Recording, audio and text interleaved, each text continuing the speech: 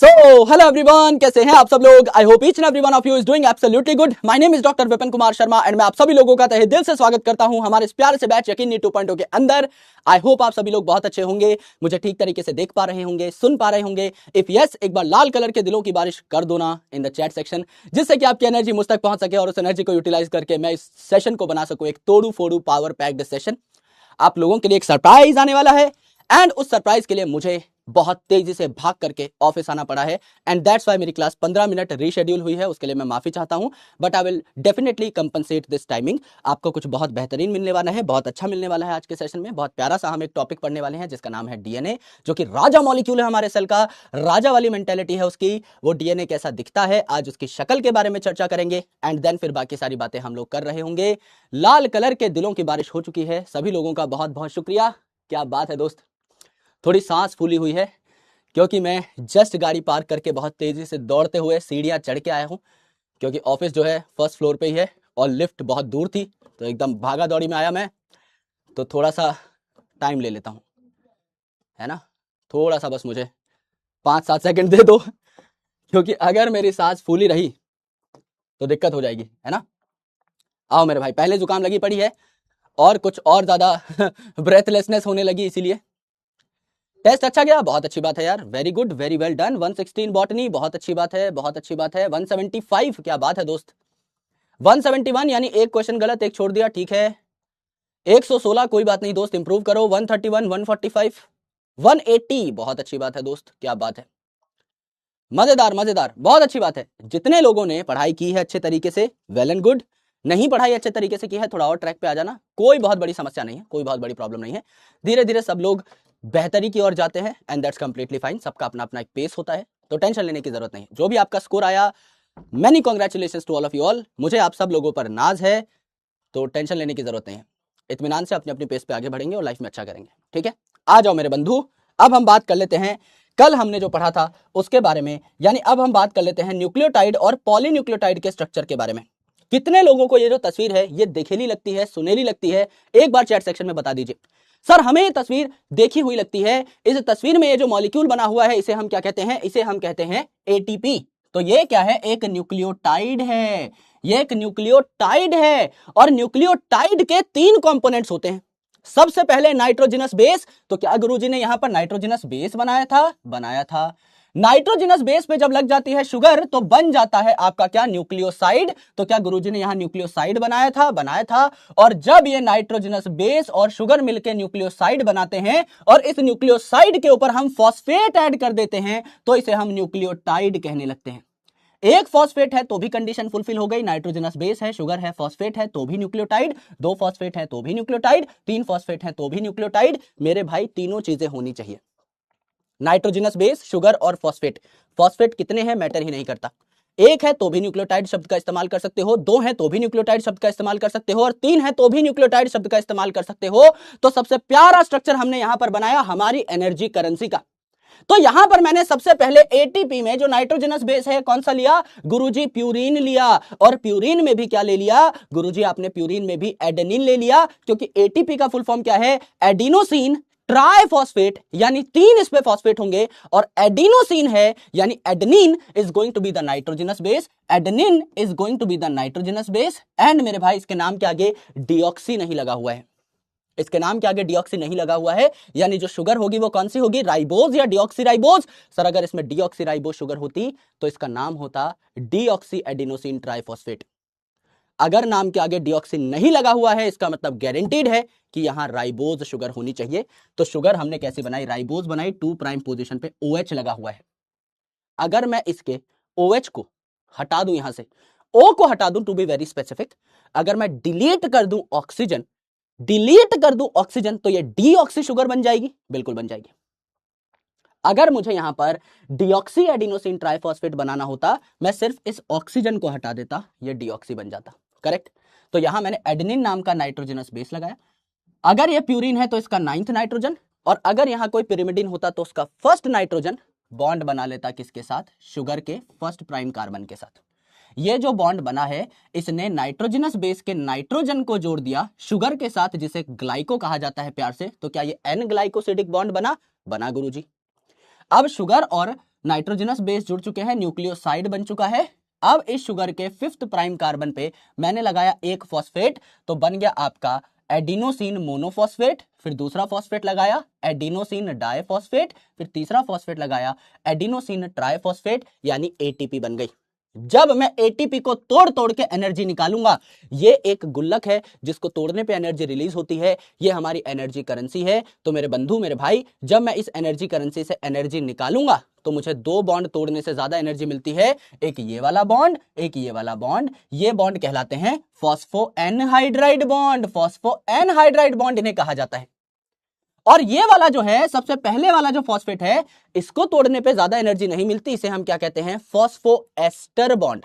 Phosphoester bond, जहां phosphate connect हो चुका है आपका शुगर के साथ, दिस इज फॉस्फोएस्टर बॉन्ड। जब शुगर कनेक्ट हो रही थी नाइट्रोजन ऑफ नाइट्रोजनस बेस के साथ, तो एन ग्लाइकोसिडिक बॉन्ड। इतनी बात सबको समझ में आई या नहीं? एक बार फटाफट बताइए। यस, आसानी से समझ में आई? बिल्कुल। अब मुझे क्या करना है, अब मुझे मल्टीपल न्यूक्लियोटाइड्स को साथ में ऐड करना है, तो मैं एक पॉलीन्यूक्लियोटाइड चेन बना पाऊंगा। मैंने आपको बताया था RNA which is ribose nucleic acid and DNA that is deoxyribose nucleic acid. ये दोनों के दोनों क्या है सर? न्यूक्लिक एसिड है। और न्यूक्लिक एसिड का दूसरा नाम क्या होता है गुरुजी? पॉलीन्यूक्लियोटाइड। यानी ये कई न्यूक्लियोटाइड के मिलन से बनते हैं। अब मैंने एक न्यूक्लियोटाइड की शक्ल तो देख ली, ये दूसरे न्यूक्लियोटाइड के साथ कैसे जुड़ेगा, that is my prerogative, that is something I need to understand today. So मैं क्या कर देता हूं, यहां पर 2 न्यूक्लियोटाइड बना देता हूं। फर्स्ट न्यूक्लियोटाइड में मैंने क्या ले लिया, यहां पर नाइट्रोजनस बेस ले लिया एक प्यूरिन, इसके 9th नाइट्रोजन के साथ शुगर को कनेक्ट किया तो न्यूक्लियोसाइड बन गया, इस पे फॉस्फेट लगाया तो न्यूक्लियोटाइड बन गया, ये एक न्यूक्लियोटाइड है। दूसरे में मैंने लिया पिरिमिडीन, इसके फर्स्ट नाइट्रोजन के साथ शुगर को जोड़ा तो न्यूक्लियोसाइड बन गया, इस पे मैंने फिर फॉस्फेट लगा दिया तो न्यूक्लियोटाइड बन गया। ये एक न्यूक्लियोटाइड फर्स्ट न्यूक्लियोटाइड, ये दूसरा न्यूक्लियोटाइड सेकंड न्यूक्लियोटाइड। इन दोनों को अब मुझे जोड़ना है। कैसे जोड़ूंगा? आराम से सुनना मेरे बंधु, मैं कैसे जोड़ूंगा। यहां पर एक न्यूक्लियोटाइड है, यहां पर एक न्यूक्लियोटाइड है। मैंने क्या किया, ये जो पहला न्यूक्लियोटाइड था इसका 3 प्राइम कार्बन शुगर वाला, और ये जो दूसरा न्यूक्लियोटाइड था इसका 5 प्राइम कार्बन जिस पे पहले से फॉस्फेट लगा हुआ है, इन दोनों के बीच में मैं एक बॉन्ड बना देता हूं।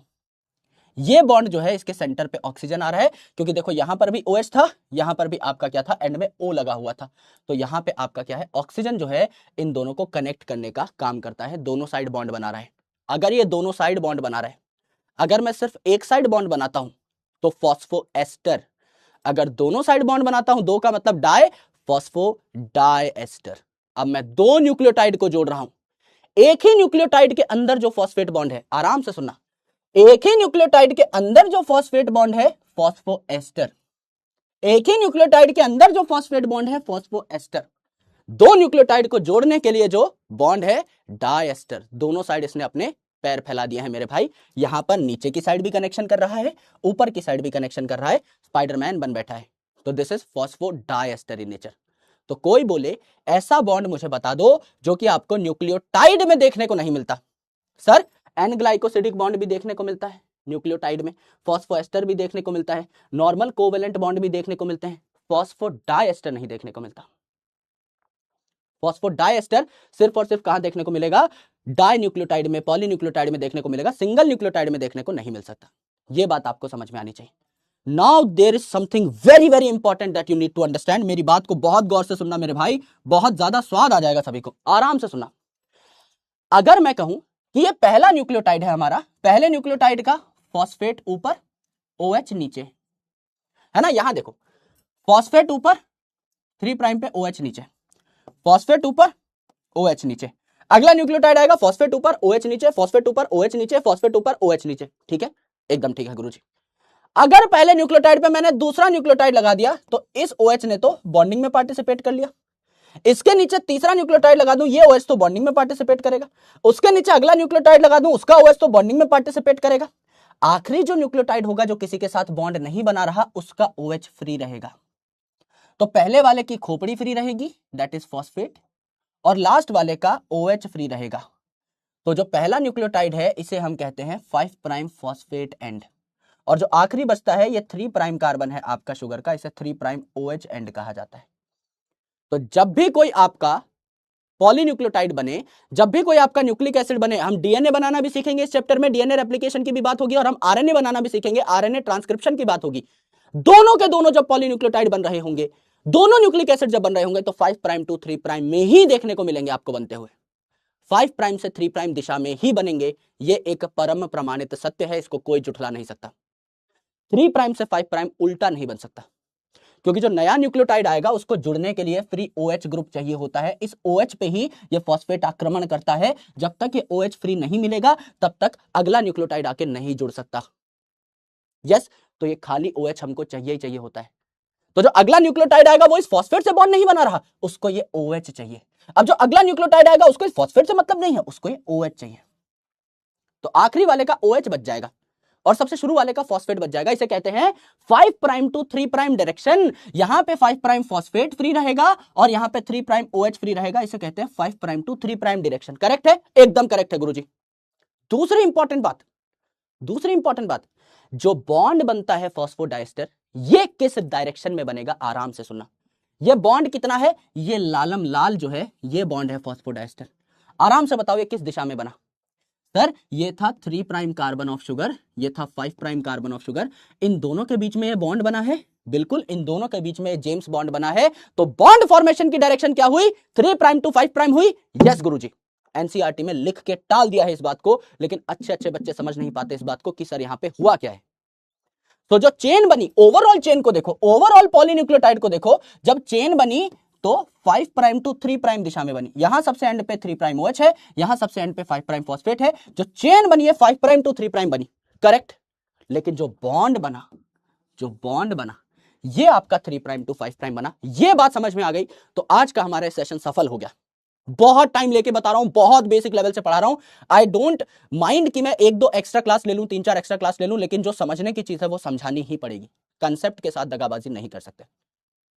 तो बॉन्ड फॉर्मेशन की डायरेक्शन 3 प्राइम टू 5 प्राइम होगी और डीएनए, आरएनए या दुनिया का कोई भी पॉलीन्यूक्लियोटाइड बन जाए, दुनिया का कोई न्यूक्लिक एसिड बन जाए, वो हमेशा 5 प्राइम टू 3 प्राइम दिशा में बनेगा। ये दो बातें आपको समझ में आ गई, एक बार दिल भेज दो मेरे भाई। यस यस, बहुत शानदार, वेरी गुड, बहुत बढ़िया। इतना ही जानना था हमें, करेक्ट।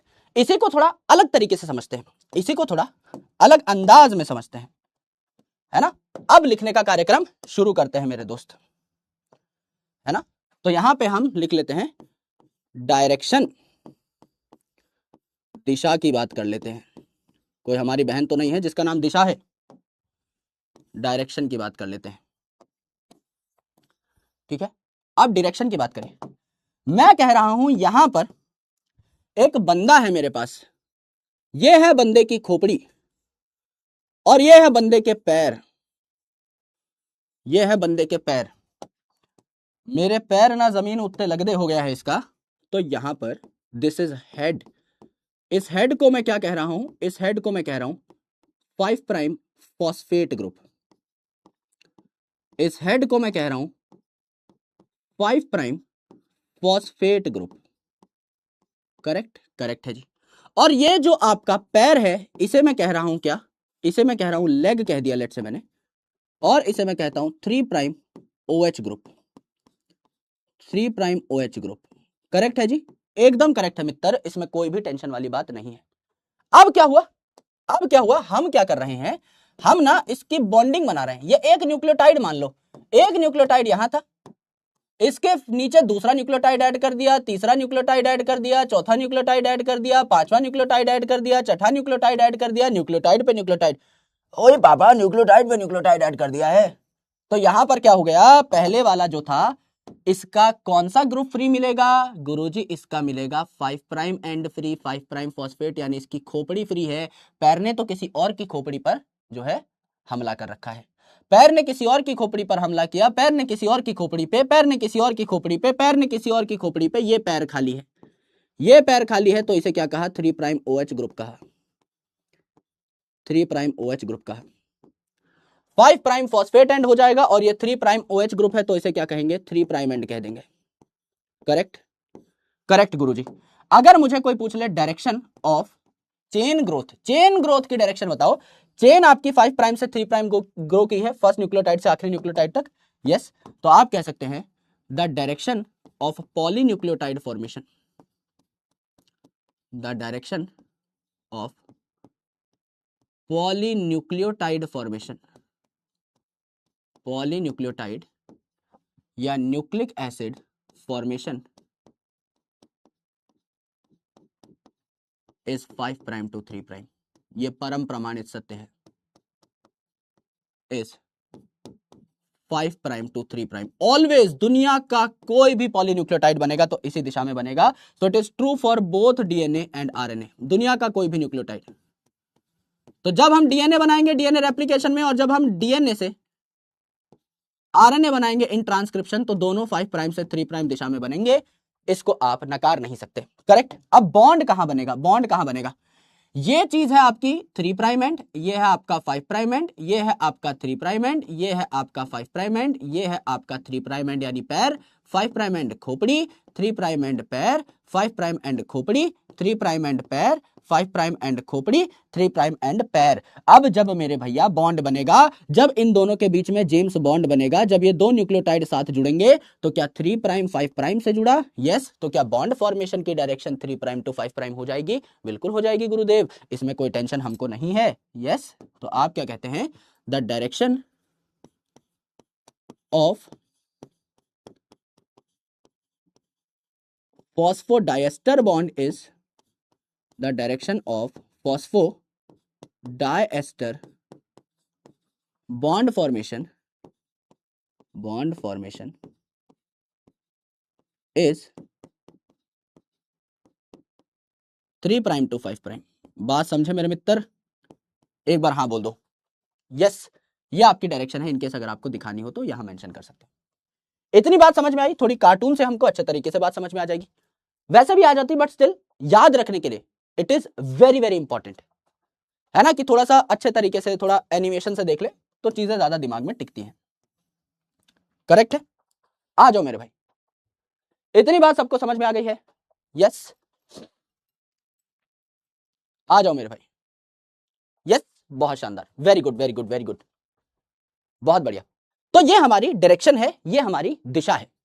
अब हम लोग क्या करेंगे? इतना सबने लिख लिया है, बहुत अच्छी बात है, वेरी गुड। अब हम लोग क्या करेंगे? अब हम थोड़ा पॉलीन्यूक्लियोटाइड के बारे में और अच्छे तरीके से थोड़ी बहुत चीजें जान लेंगे, बट स्टिल एक बार हम देखते हैं और क्या बचा हुआ है। नामकरण सीख लेते हैं, नामकरण सीखेंगे। अब नामकरण एक बढ़िया प्रक्रिया होती है, पहले इसको सीख लो, बाद में बनाते रहना, कोई बहुत बड़ी बात नहीं। मैं आपको यहां पर एक छोटी सी चीज सिखाने वाला हूं, गौर से सुनना। यहां पर नाइट्रोजनस बेस है, शुगर है, तो इन दोनों के जुड़ने से क्या बनेगा? न्यूक्लियोसाइड बनेगा। न्यूक्लियोसाइड पे अगर आपने फॉस्फेट जोड़ दिया तो क्या बनेगा? न्यूक्लियोटाइड बनेगा। क्या बच्चा बच्चा ये बात जानता है? बिल्कुल जानता है। तो यहां पर क्या हुआ? नाइट्रोजनस बेस प्लस शुगर जोड़ करके न्यूक्लियोसाइड बनता है। तो क्या हुआ? नाइट्रोजनस बेस प्लस शुगर, ये आपका क्या है? न्यूक्लियोसाइड है। और न्यूक्लियोसाइड पे अगर फॉस्फेट जुड़ गया तो इसको क्या कहेंगे? न्यूक्लियोसाइड प्लस फॉस्फेट, इसे हम लोग क्या कहेंगे? न्यूक्लियोटाइड कहेंगे, न्यूक्लियोटाइड कह देंगे। करेक्ट है जी? इतनी बात तो हम बचपन से जानते हैं सर, इतने तो हम जीनियस हैं, बहुत अच्छी बात है। अब मेरे भाई थोड़ा सा इसकी गहराई में चलते हैं। अगर मैं यहां पर न्यूक्लियोसाइड बना रहा हूं तो न्यूक्लियोसाइड का जो नाम है, इसके एंड में क्या लगेगा? इसके एंड में हमेशा क्या लगेगा? ईन लगेगा, ईन लगेगा। इसके नाम के एंड में क्या लगता है? ईन लगता है, ठीक है। और न्यूक्लियोटाइड के एंड में क्या लगेगा? याद करने की जरूरत नहीं है। न्यूक्लियोटाइड कब बनता है? जब न्यूक्लियोसाइड के ऊपर क्या लग गया? फॉस्फेट लग गया। और फॉस्फेट को प्यार से क्या कहा था? फॉस्फोरिक एसिड कहा था, फॉस्फोरिक एसिड कहा था। तो क्या लग जाएगा नाम के एंड में? 8 या इक एसिड। याद करने की जरूरत ही नहीं पड़ी।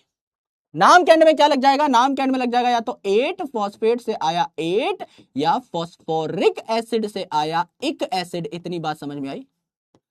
यस गुरुजी, नाम से ही तोड़ लिया तो याद करने की जरूरत नहीं है। यहां भी न्यूक्लियोसाइड है तो नाम के एंड में जो है ईन आता है, सीन आता है वैसे ज्यादातर केस में, पर ईन याद करोगे ज्यादा बेटर रहेगा। अब नाम लिख के देख लेते हैं, नाम लिख के देख लेते हैं। फॉर एग्जाम्पल, अरे भैया चल जाओ यार, है ना। फॉर एग्जाम्पल एडेनिन पे आपके डीऑक्सीराइबोस, जहां भी डीऑक्सीराइबोस शुगर आ जाए, नाम के आगे डीऑक्सी आ जाएगा, छोटा डी लिख सकते हैं इसे, तो हमने लिखा छोटा डी, है ना। और एडेनिन है तो नाम हो गया एडिनोसिन, एडेनिन एडिनोसिन। करेक्ट। यहां हो गया ग्वेनिन, ग्वेनोसिन, ग्वेनोसिन, ठीक है। Thymine, thymidine, cytosine, cytidine. ठीक है, डी डी लिख दिया यानी डीएनए है। अब अगर मैं आरएनए की बात करूं, डी नहीं लिखा हुआ इसका मतलब पक्का आरएनए है, तो एडेनिन का क्या हो गया, सिर्फ एडिनोसिन, डीऑक्सी नहीं लिखा इस बार, क्या हो गया, एडिनोसिन। अब यहां एडेनिन के बाद ग्वेनिन है तो हो जाएगा क्या, ग्वेनोसिन, नाम सेम रहेगा, बस आपका डीऑक्सी हटा दो। फिर क्या हो गया आपका, यूरेसिल, यूरिडीन, क्योंकि यहां यूरेसिल पाया जाता है ना, यूरिडीन। फिर क्या हो गया आपका, साइटोसिन, यानी क्या हो जाएगा, साइटिडीन, यानी सेम सीक्वेंस यहां पर भी फॉलो हो रहा है, नाम के एंड में इन इन इन इन। करेक्ट है जी, एकदम करेक्ट है गुरुदेव, हमें कोई टेंशन इसमें नहीं है। अब थोड़ा आगे और देख लेते हैं, थोड़ा आगे और बढ़ जाते हैं। समझ लीजिए यहां पर आपका न्यूक्लियोटाइड का नाम आपको लिखना है, तो डिऑक्सी एडिनोसिन, तो इसकी जगह लिख दो एडिनाइलेट 8 या डिऑक्सी एडिनाइलिक एसिड, इक एसिड। ठीक है, 8 की जगह एक एसिड लगा दो हर जगह पर, जैसे यहां पर डिऑक्सी हो जाएगा ग्वाइनाइलेट, ग्वाइनाइलेट, ग्वाइनाइलेट को क्या कह सकते हो, 8 की जगह एक एसिड लगा दो, ग्वाइनाइलिक एसिड।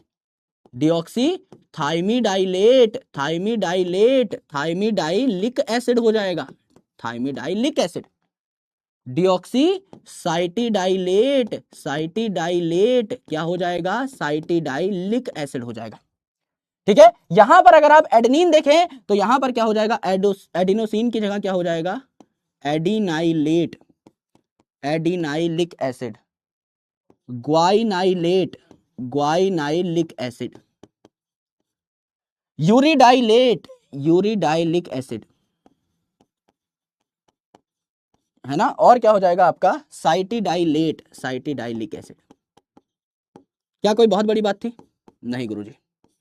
अगर मैं आपको कोई नाम दे दूं, रैंडम नाम दे दूं, और उसके एंड में इन आ रहा है, क्या वो न्यूक्लियोसाइड होगा, यस।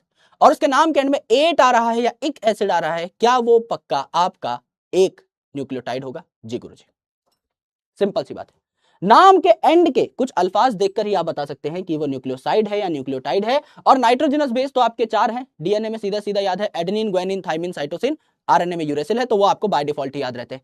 उनके अलावा कोई भी नाम जिसमें आपका एंड में इन आ रहा हो वो न्यूक्लियोसाइड है, और अगर उसके नाम के एंड में 8 आ रहा हो या एक एसिड आ रहा हो, इसका मतलब वो पक्का न्यूक्लियोटाइड है। तो आपको देखने को मिल जाएंगे, नाम से ही चीजें पकड़ने को मिल जाएंगी, तो आप ऑड वन आउट खेल सकते हैं।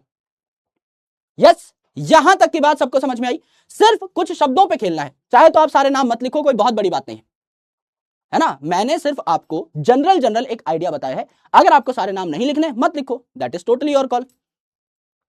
ठीक है, इतनी बातें अगर सबको समझ में आ गई हैं, मेरे सारे भाइयों बहनों ने अगर लिख ली हैं, तो एक बार झटपट बता दो, फटफट बता दो, जिससे मैं आपको आगे ले जा सकूं, एनसीईआरटी की रीडिंग करा सकूं, एंड देन फिर कुछ और बातों की और हम लोग बढ़ पाए, डीएनए की डिटेल्ड डिस्कशन, डिटेल्ड व्यू के बारे में हम लोग देख पाए। यस, आ जाओ मेरे भाई। नोट नहीं हुए तो जगह भी छोड़ सकते हो, या फिर आराम से नोट कर लो, ले लो भाई 2 मिनट का टाइम। बायोमोलिक्यूल्स अगर पढ़ रखा है तो लिखा होगा पहले से, कोई बहुत बड़ी बात नहीं है ना, वहां भी पढ़ाया जाता है, सेम सेम कंसेप्ट वहां पर भी आते हैं, है ना। आ जाओ मेरे भाई, आ जाओ आ जाओ, done done done done done, बहुत शानदार, वेरी गुड। सो एक बार एनसीईआरटी की सैर करा के आपको यहां तक मैं लेके आता हूं। आइए लेट्स चेक, ये जो डायग्राम है इसको भी हम समझ सकते हैं। देखिए, ये आपका 5 प्राइम एंड है, 5 प्राइम एंड है, तो यहां पर आपका फॉस्फेट ग्रुप फ्री देखने को मिलेगा, और ये आपका एक पॉलीन्यूक्लियोटाइड है, दिस इज 1 न्यूक्लियोटाइड, फॉस्फेट है, नाइट्रोजनस बेस है, एंड शुगर है, तो एक न्यूक्लियोटाइड हो गया गुरुजी। फिर इस एक न्यूक्लियोटाइड के बाद ये दूसरा न्यूक्लियोटाइड आया, यहां पर भी फॉस्फेट है, शुगर है, नाइट्रोजनस बेस है, ये दूसरा न्यूक्लियोटाइड, ये तीसरा न्यूक्लियोटाइड, ये चौथा न्यूक्लियोटाइड। फर्स्ट न्यूक्लियोटाइड का फॉस्फेट फ्री होता है और लास्ट न्यूक्लियोटाइड का OH ग्रुप फ्री होता है, यानी आप यहां पर लिख सकते हैं कि जो चेन ग्रोथ होगी ये आपकी कहां से कहां होगी, चेन ग्रोथ जो होगी ये आपकी 5 प्राइम टू 3 प्राइम दिशा में होगी, चेन ग्रोथ आपकी 5 प्राइम टू 3 प्राइम दिशा में होगी। करेक्ट है, एकदम करेक्ट है। लेकिन जो बॉन्ड बनेगा यहां पर जो बॉन्ड बनेगा, ये देखो मेरे भाई, यहां पर जो आपका बॉन्ड बन रहा होगा, this is 2 prime, this is 3 prime, and this is 5 prime phosphate, ये आपका 5 प्राइम कार्बन है। So this is 3 prime carbon, this is 5 prime carbon. तो जो बॉन्ड बनेगा यहां पर वो आपका क्या बनेगा, 3 प्राइम टू 5 प्राइम बनेगा। तो चेन ग्रो हुई ओवरऑल 5 प्राइम टू 3 प्राइम, लेकिन बॉन्ड बने आपके कहां 3 प्राइम टू 5 प्राइम, इस दिशा में, यहां पे 3 प्राइम टू 5 प्राइम इस दिशा में, राइट। तो दोनों चीजें यहां से भी क्लियर हो गई। ये डायग्राम हम और डिटेल्ड बना चुके हैं, तो हमें टेंशन लेने की जरूरत है नहीं। ये वाली बातें हमने अभी करी नहीं है, ये वाली बातें हमने अभी करी नहीं है, डीएनए की डिस्कशन शुरू करी नहीं है ना, ये वाली बातें भी हमने करी नहीं है। तो हमने करा क्या है पता नहीं मित्र, पढ़ लिया बस जो हाथ में आया, है ना। एनसीईआरटी पढ़ने लायक तो कुछ किया ही नहीं।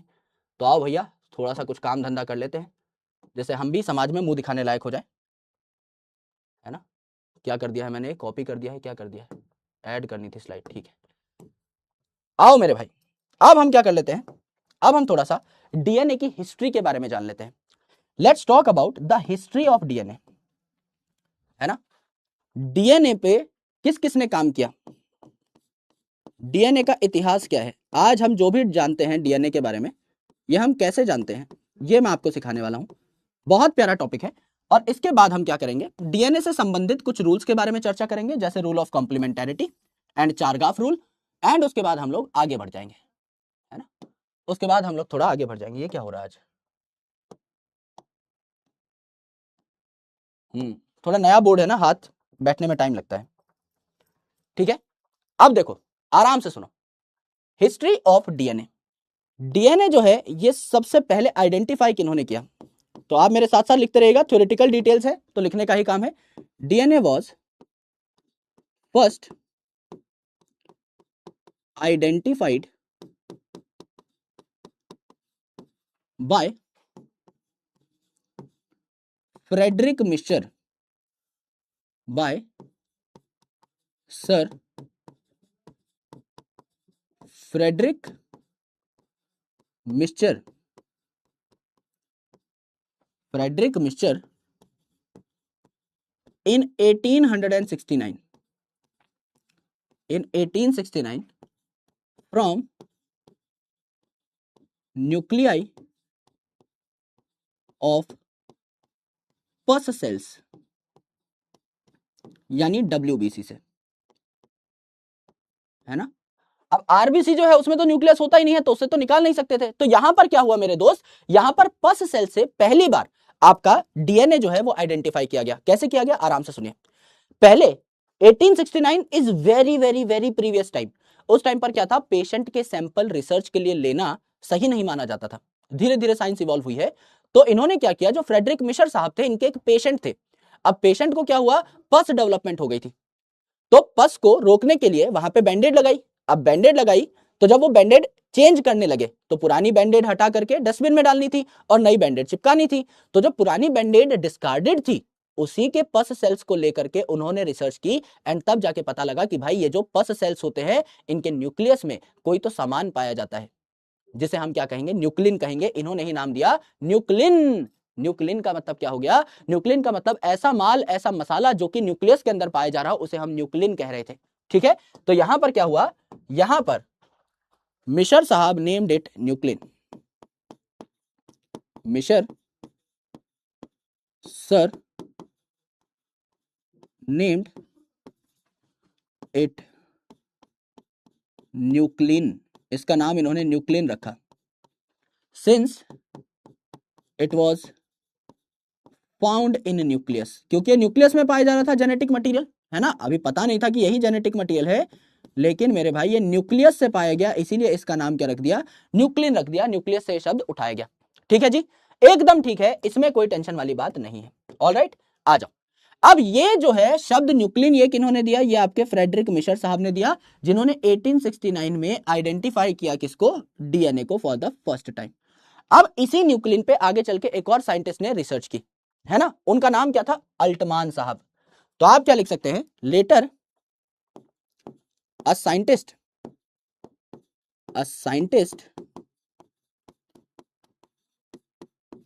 Altmann researched on nuclein, researched on nuclein. इन्होंने न्यूक्लिन पे रिसर्च की और पाया कि ये तो एसिडिक होता है, and found that it is acidic, and found that it is acidic. Therefore therefore Altmann named it therefore Altmann named it, nuclein तो पहले से ही नाम था, he named it nucleic acid, he named it nucleic acid. Nucleic acid नाम किन्होंने दिया? Altmann साहब ने। न्यूक्लिन नाम किन्होंने दिया था? आपके फ्रेडरिक मिशर साहब ने नाम दिया था। ठीक है, ये दोनों बातें हमको पता लग गई। यहां तक आपको सारी चीजें क्लैरिटी से समझ में आनी चाहिए, इसमें कोई दिक्कत आपको नहीं होनी चाहिए। ठीक है, यहां तक सारी चीजें आपको समझ में आनी चाहिए। समझने का कुछ था ही नहीं, शेयर इंफॉर्मेशन थी। क्या कहा हमने? सबसे पहले एक साइंटिस्ट हुए जिनका नाम था फ्रेडरिक मिशर साहब। 1869 में उन्होंने अपने एक पेशेंट की जो पस सेल थे उनसे एक केमिकल को निकलता हुआ देखा, जिसका नाम क्या था? जिसका नाम उन्होंने रखा न्यूक्लिन, क्योंकि वो न्यूक्लियस में पाया जा रहा था। बाद में अल्टमान साहब आए, उस केमिकल के ऊपर रिसर्च किया और उन्होंने बताया कि ये केमिकल एसिडिक है, तो इसका नाम न्यूक्लिन ना होकर के न्यूक्लिक एसिड हो जाना चाहिए था।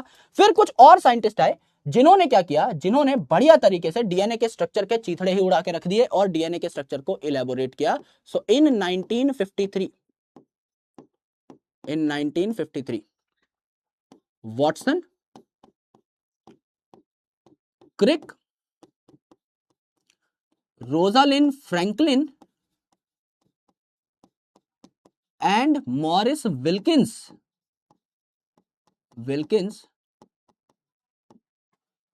elaborated the structure of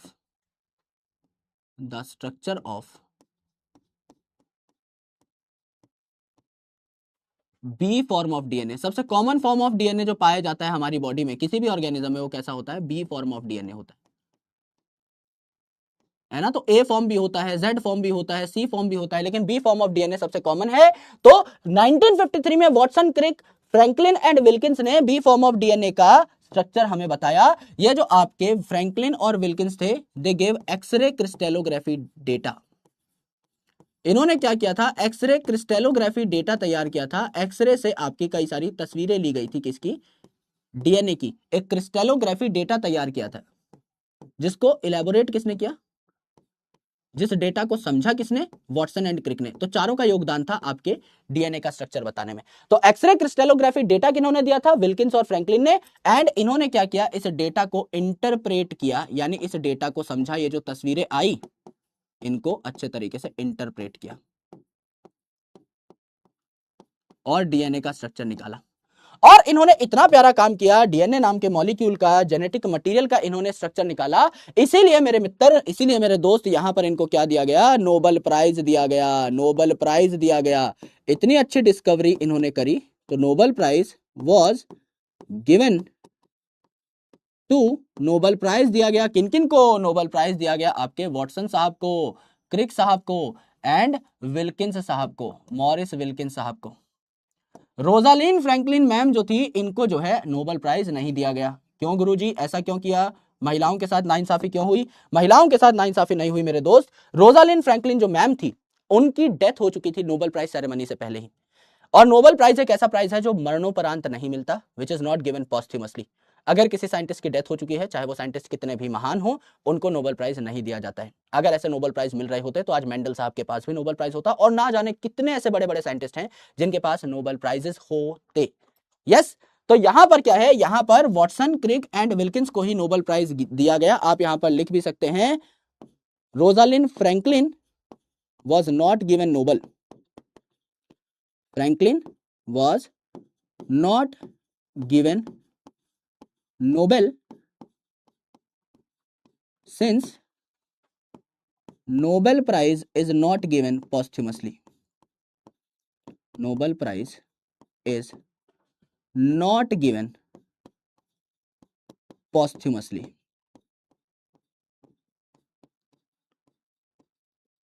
मरने के बाद नोबेल प्राइज नहीं दिया जाता है। यह बात आपने देखी, करेक्ट, एकदम करेक्ट है गुरुजी। ये थोड़ी सी थ्योरेटिकल इंफॉर्मेशन थी जो आपको समझनी थी।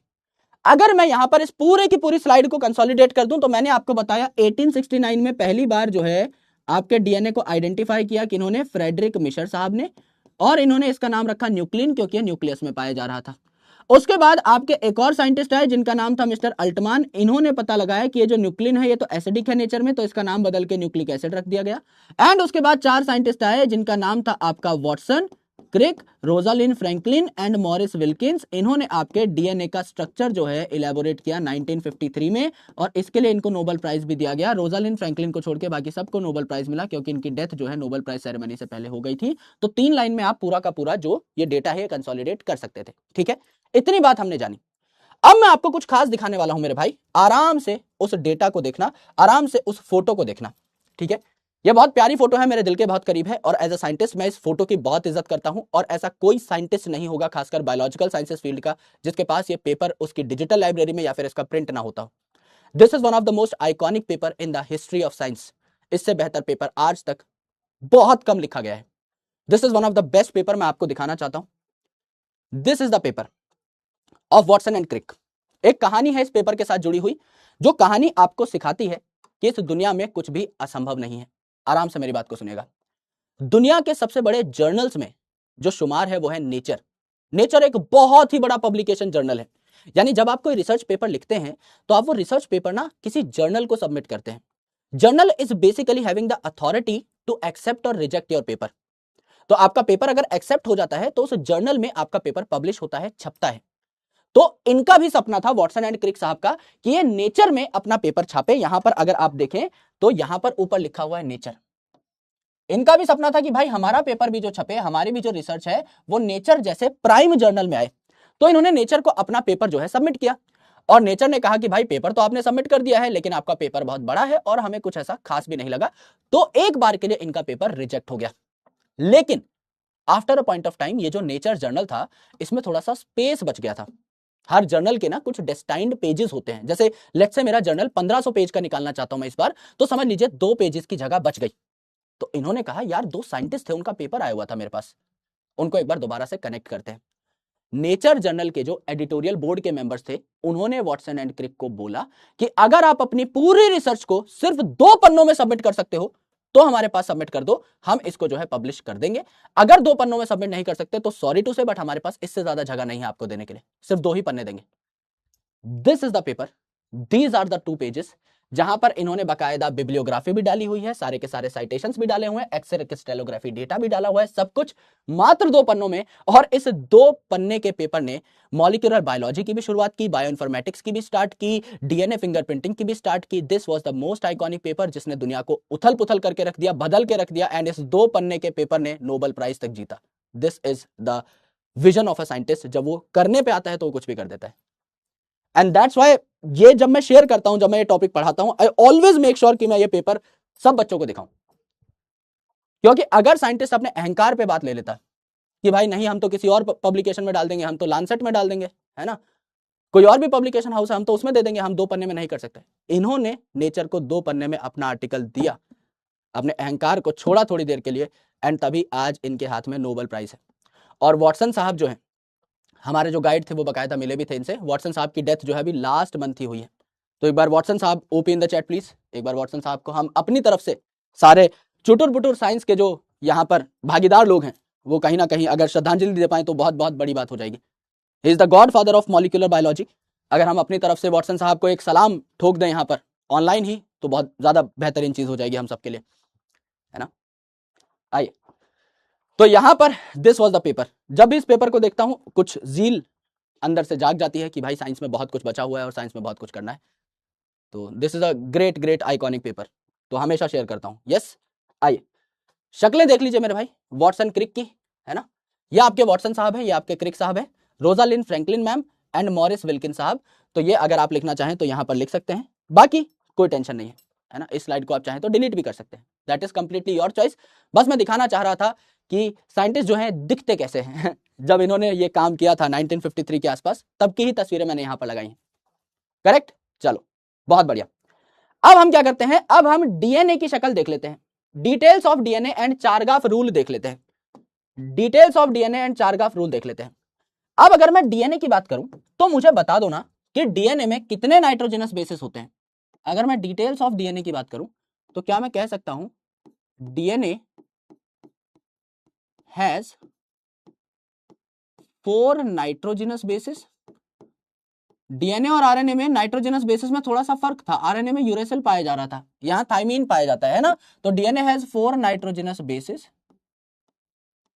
That is A, T, G and C. Correct है। आपको यह भी पता होगा कि ए जो है हमेशा टी के साथ बाइंड करता है with the help of 2 hydrogen bonds, and C जो है हमेशा जी के साथ बाइंड करता है with the help of 3 hydrogen bonds. क्या ये हम जानते हैं? बिल्कुल गुरुजी, ये बात हमको पहले से पता है, ये बात हमको पहले से पता है। तो यहां पर ये जो मैंने बनाए हैं ये क्या है? हाइड्रोजन बॉन्ड्स हैं जो सी और जी को साथ में जोड़ रहे हैं। ये जो ए और टी को साथ में जोड़ रहे हैं ये भी क्या है? हाइड्रोजन बॉन्ड्स हैं। गुरुजी याद कैसे करें किसके साथ कौन जुड़ा? मेरे भाई सिंपल है, देखो सी बनाने के लिए भी कर्व बनाना पड़ता है, जी बनाने के लिए भी कर्व बनाना पड़ता है, तो सी और जी साथ में जुड़ेंगे, बाकी जो बच गए उनको साथ में जोड़ दो, कोई दिक्कत नहीं है। जैसे समझ लीजिए क्या बचा? ए बचा, टी बचा, यू बचा, सी और सी जैसा दिखने वाला जी, इनको हमने साथ जोड़ दिया। अब डीएनए में ए और टी है, इनको साथ जोड़ दो, और आरएनए में ए और यू है, इनको साथ जोड़ दो, जो बचे उनको साथ जोड़ दो। ऐसे मैंने पहली बार याद किया था जब मैं जीवन में पहली बार पढ़ रहा था जेनेटिक्स, है ना। अब तो फिर करते करते आपको आइडिया लग जाएगा। अब ए हमेशा टी के साथ जुड़ता है और टी हमेशा ए के साथ जुड़ता है, तो अगर मुझे डीएनए के एक स्ट्रैंड के बारे में सब कुछ पता है तो क्या मैं दूसरे स्ट्रैंड का सीक्वेंस निकाल सकता हूं? खुद बताइए। अगर मेरे पास डीएनए का एक स्ट्रैंड है, क्या मैं दूसरे स्ट्रैंड का सीक्वेंस खुद ब खुद पता लगा लूंगा? हाँ के ना? समझ लो मेरे भाई, यहाँ ए लिखा हुआ है, टी लिखा हुआ है, जी लिखा हुआ है, सी लिखा हुआ है, ए लिखा हुआ है, टी लिखा हुआ है, टी लिखा हुआ है, सी लिखा हुआ है, जी लिखा हुआ है, जी लिखा हुआ है, सी टी ए, ऐसा लिखा हुआ है।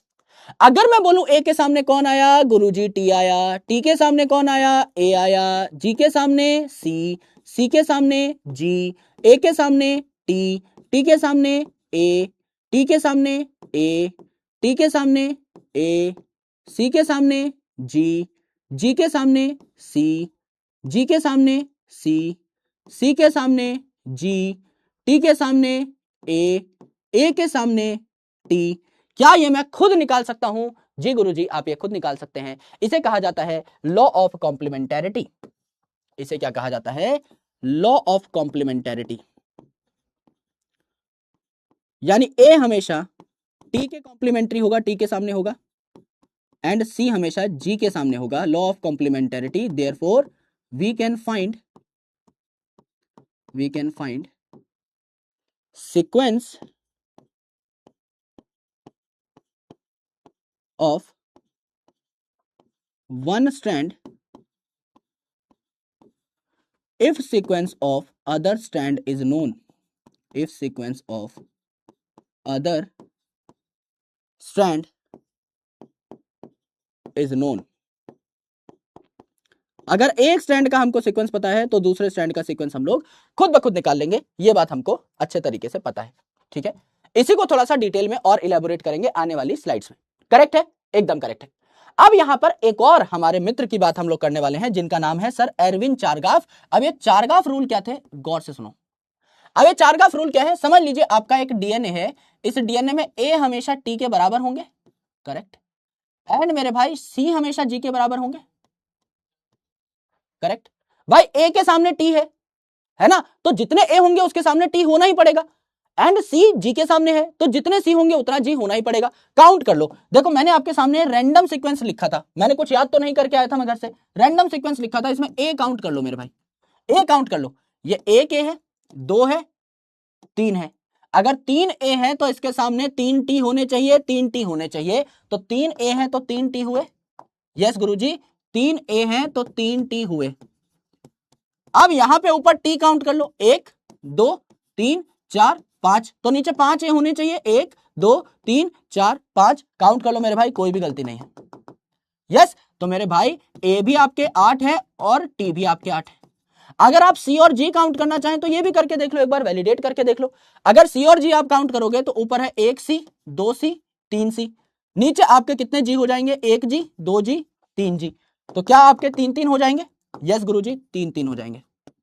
और मेरे भाई आप जी काउंट कर लो, ऊपर एक, दो, तीन, नीचे भी क्या हो जाएंगे? सी आपके एक, दो, तीन, ये भी आपके तीन तीन हो गए, ये भी आपके क्या हो गए? तीन तीन हो गए, तो आपके छह ये हो गए, छह हो गए।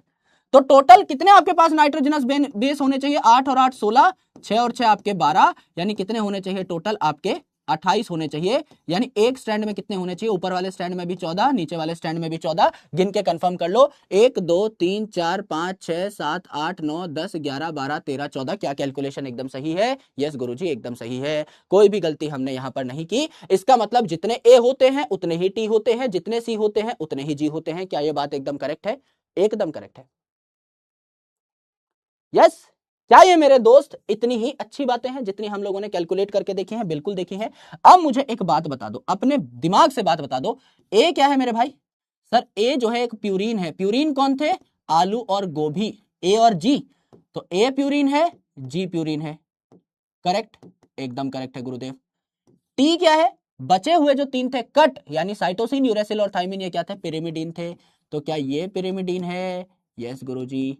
तो ये भी पिरिमिडीन है? जी गुरुजी। अगर आपका प्यूरिन हमेशा पिरिमिडीन के साथ जुड़ रहा है, प्यूरिन हमेशा पिरिमिडीन के साथ जुड़ रहा है, तो क्या डीएनए का डायामीटर कांस्टेंट होगा? जी गुरुजी एकदम कांस्टेंट होगा। अदरवाइज डीएनए बीच में से मोटा पतला हो जाता। समझ लीजिए यहां पर आपका एक प्यूरिन है, आपका एक प्यूरिन है, समझ लो ये किसी दूसरे प्यूरिन से ही जुड़ जाए। अच्छा ये स्लाइड वैसी वाली नहीं है, आए तो और अरे बाप रे क्या हो गया है?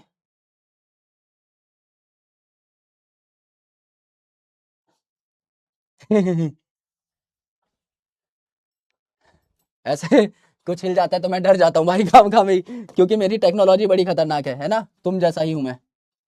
आओ मेरे भाई, हाथ से ही बना लेते हैं, सेफ चलना पड़ेगा। पसीना छूट गया सर्दी में। ये देखो मेरे भाई, ये है प्यूरिन, ये प्यूरिन, ये अगर दूसरे प्यूरिन से जुड़ जाए, ये अगर दूसरे प्यूरिन से जुड़ जाए तो डीएनए हो जाएगा मिस्टर मोटुला। अगर ये है पिरिमिडीन और ये दूसरे पिरिमिडीन से जुड़ जाए तो डीएनए हो जाएगा पतला। और मेरे भाई अगर ये है आपका प्यूरिन और ये हमेशा जुड़ेगा पिरिमिडीन से तो डीएनए की कांस्टेंट मोटाई रहेगी। तो नीचे एक और बना लेते हैं, ये भी आपका प्यूरिन है और ये पिरिमिडीन से जुड़ेगा तो आपके डीएनए की मोटाई कैसी रहेगी? कांस्टेंट रहेगी मित्र। ये आपने देखा, करेक्ट। तो डीएनए ज्यादा मोटा नहीं होना चाहिए, डीएनए ज्यादा पतला नहीं होना चाहिए, ये होना चाहिए एकदम बराबर, इसका दाना दाना हो एक समान, है ना? ऐसा होना चाहिए। तो यहां से यहां तक बराबर चला, यहां देखो पतला हो गया बीच में, यहां से यहां एकदम बराबर चला। सो आप लिख सकते हैं कि purine always bind with pyrimidine. ये सिर्फ समझने के लिए है, बनाना चाहो तो बना लो, नहीं बनाओगे तो भी काम चल जाएगा। तो आप लिख सकते हैं, नोट बना लीजिए एक 5 रुपए का, छोटी बात लिख लेते हैं, छोटी बातचीत करेंगे इंडस्ट्री के लोगों से। यहां पर आपने लिखा purine always binds with pyrimidine,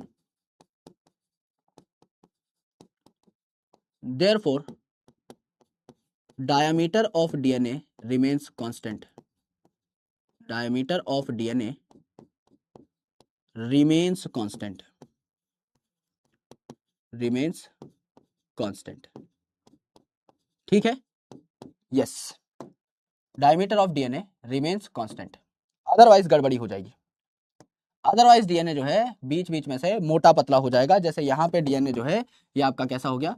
thick हो गया। यहां पर डीएनए कैसा हो गया? आपका थिन हो गया। एंड यहां से यहां अगर आप देखेंगे तो डायमीटर जो है आपका कांस्टेंट रहा है, यूनिफॉर्म रहा है ना? एकदम बराबर सा डायमीटर आपको देखने को मिला। करेक्ट है जी? एकदम करेक्ट है मेरे भाई, कोई टेंशन नहीं है। यस मेरे भाई, यहां तक की बातें अगर सबको समझ में आई झटपट बताइए, मैं एक और बार आपको सारी बातें रिवाइज करवा देता हूं। यहां तक एक और बार सारी बातें रिवाइज करवा देता हूं। मैंने आपको बताया कि ए हमेशा टी के साथ बॉन्ड बनाता है, सी हमेशा जी के साथ बॉन्ड बनाता है। तो अगर आपको डीएनए के किसी एक स्ट्रैंड का सीक्वेंस पता है तो दूसरे स्ट्रैंड का सीक्वेंस आप ऑटोमेटिकली निकाल पाएंगे। इसे लॉ ऑफ कॉम्प्लीमेंटेरिटी कहा जाता है। और ये जो लॉ ऑफ कॉम्प्लीमेंटेरिटी है यही हमारी रेप्लिकेशन को समझने में बहुत हेल्प कर रहा होगा, ट्रांसक्रिप्शन को समझने में बहुत हेल्प कर रहा होगा। दूसरा मैंने आपको बताया ए जो है ये एक प्यूरिन है, ये हमेशा पिरिमिडिन के साथ जुड़ेगा। जी जो है एक प्यूरिन है, यह पिरिमिडिन के साथ जुड़ेगा। तो प्यूरिन और पिरिमिडिन हमेशा आमने सामने होते हैं, इसीलिए मेरे दोस्त यहां पर इनकी बॉन्डिंग इस प्रकार से आपको देखने को मिलती है कि डीएनए का डायमीटर आपको यूनिफॉर्म सा नजर में आए, ये आपने देखा। अब चारगाफ रूल थोड़ा और क्लैरिटी से समझ लेते हैं। Let's take another slide and let's understand Chargaff rules एक और बार। सारी बातें लिख लेते हैं एक ही स्लाइड में। हम यहां पर चारगाफ साहब के नियम पढ़ लेते हैं। चारगाफ्स रूल, चारगाफ्स रूल, ठीक है, चारगाफ्स रूल समझ लेते हैं मेरे दोस्त कि चारगाफ साहब के नियम क्या थे। सबसे पहला नियम क्या कहता है? सबसे पहला नियम यह कहता है कि ए की दोस्ती हमेशा टी के साथ होगी। दूसरा नियम यह कहता है कि जी की दोस्ती हमेशा सी के साथ होगी। गुरुजी ये तो हमें पहले से पता था। तीसरा नियम क्या कहता है? तीसरा नियम यह कहता है कि प्यूरिन और पिरिमिडिन का रेशियो क्या होगा? बता दो ना एक बार। प्यूरिन बाय पिरिमिडिन का रेशियो क्या होगा हमेशा? यह मुझे एक बार बताने की कोशिश करिए खुद से, और कोई तुक्केबाजी नहीं करेगा। प्यूरिन और पिरिमिडिन का रेशियो जो है एक बार खुद बताओ कितना होना चाहिए अगर आप डबल स्ट्रैंडेड डीएनए की बात करते हैं तो। अगर आप डबल स्ट्रैंडेड डीएनए की बात करें, समझ लीजिए मेरे पास यहां पर ये एक डीएनए है ना। इस डीएनए में अगर मैं एटीजीसी का नंबर काउंट करूं तो अभी अभी हमने काउंट किया था कि ए कितने थे? ए थे 8 लेट से। टी कितने थे? टी थे आपके 8। सी और जी कितने थे? सी और जी थे आपके 6। करेक्ट, यही हमने अभी अभी काउंट किया था, अभी अभी कैलकुलेट किया था। अगर आप यहां पर प्यूरिन की बात करें, अगर आप प्यूरिन की बात करें और आप पिरिमिडिन की बात करें, तो प्यूरिन में कौन कौन आया? ए और जी। तो ए और जी आपने ऊपर लिखा 8 + 6। और पिरिमिडिन में क्या आया? जितने ए थे उतने टी, जितने जी थे उतने सी। तो जितना ऊपर है उतना ही तो नीचे है, तो रेशियो क्या 1 आ जाएगा। कभी भी किसी डबल स्टैंडर्ड डीएनए के लिए खुद करके देख लो मेरे भाई, उत्तर 1 ही आएगा। यस, आराम से आप निकाल सकते हो, किसी भी डबल स्टैंडर्ड डीएनए को ले लो, आपका जो आंसर है वो 1 आएगा। क्यों आएगा? क्योंकि प्यूरिन का अगर आप यहां पर नाम लिखें, प्यूरिन का अगर आप नाम लिखें तो क्या हो जाएगा? ए एंड जी। और पिरिमिडिन का अगर आप नाम लिखें तो हो जाएगा T and C.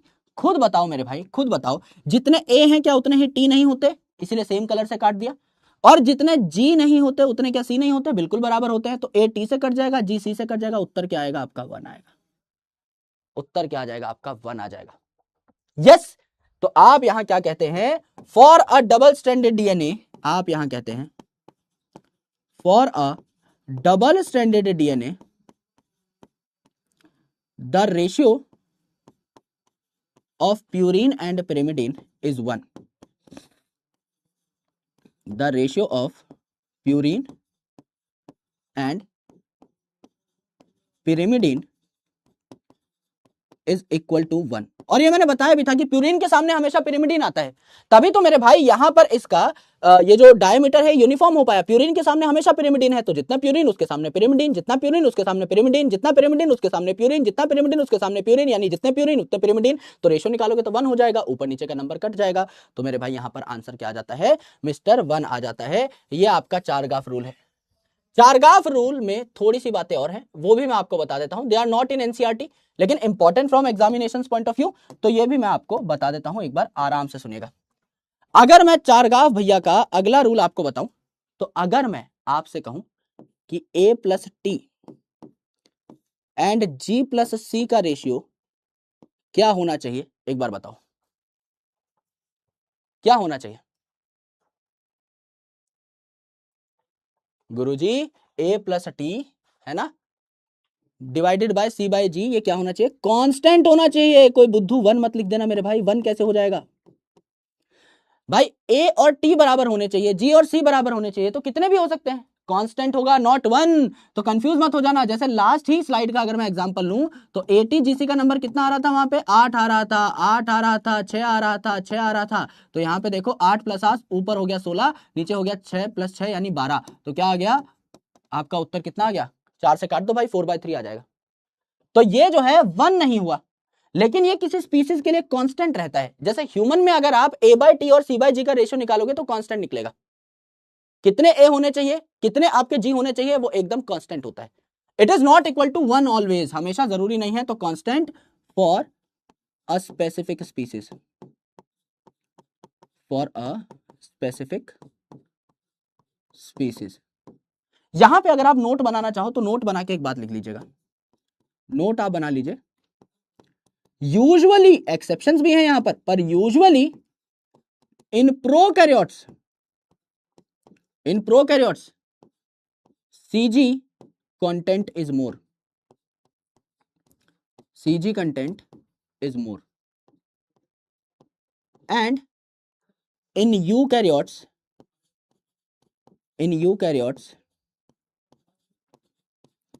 AT content is more, AT content is more। Correct है जी, एकदम करेक्ट है, याद करना है करो, नहीं करना मत करो। यूजुअली हमारे अंदर यानी यूकैरियोट्स में AT कंटेंट ज्यादा होता है। अब मैं आपको थोड़ा सा मैथ के साथ खेलना सिखाता हूं।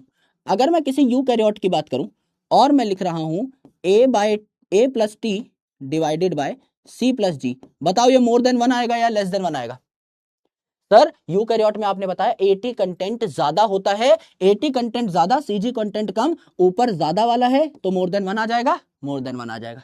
इसी चीज को मैं उल्टा लिख दूं, यूकैरियोट में C plus G divided by A plus T ज्यादा होता है, डिनोमिनेटर में है तो क्या लेस देन 1 आ जाएगा, लेस देन 1 आ जाएगा।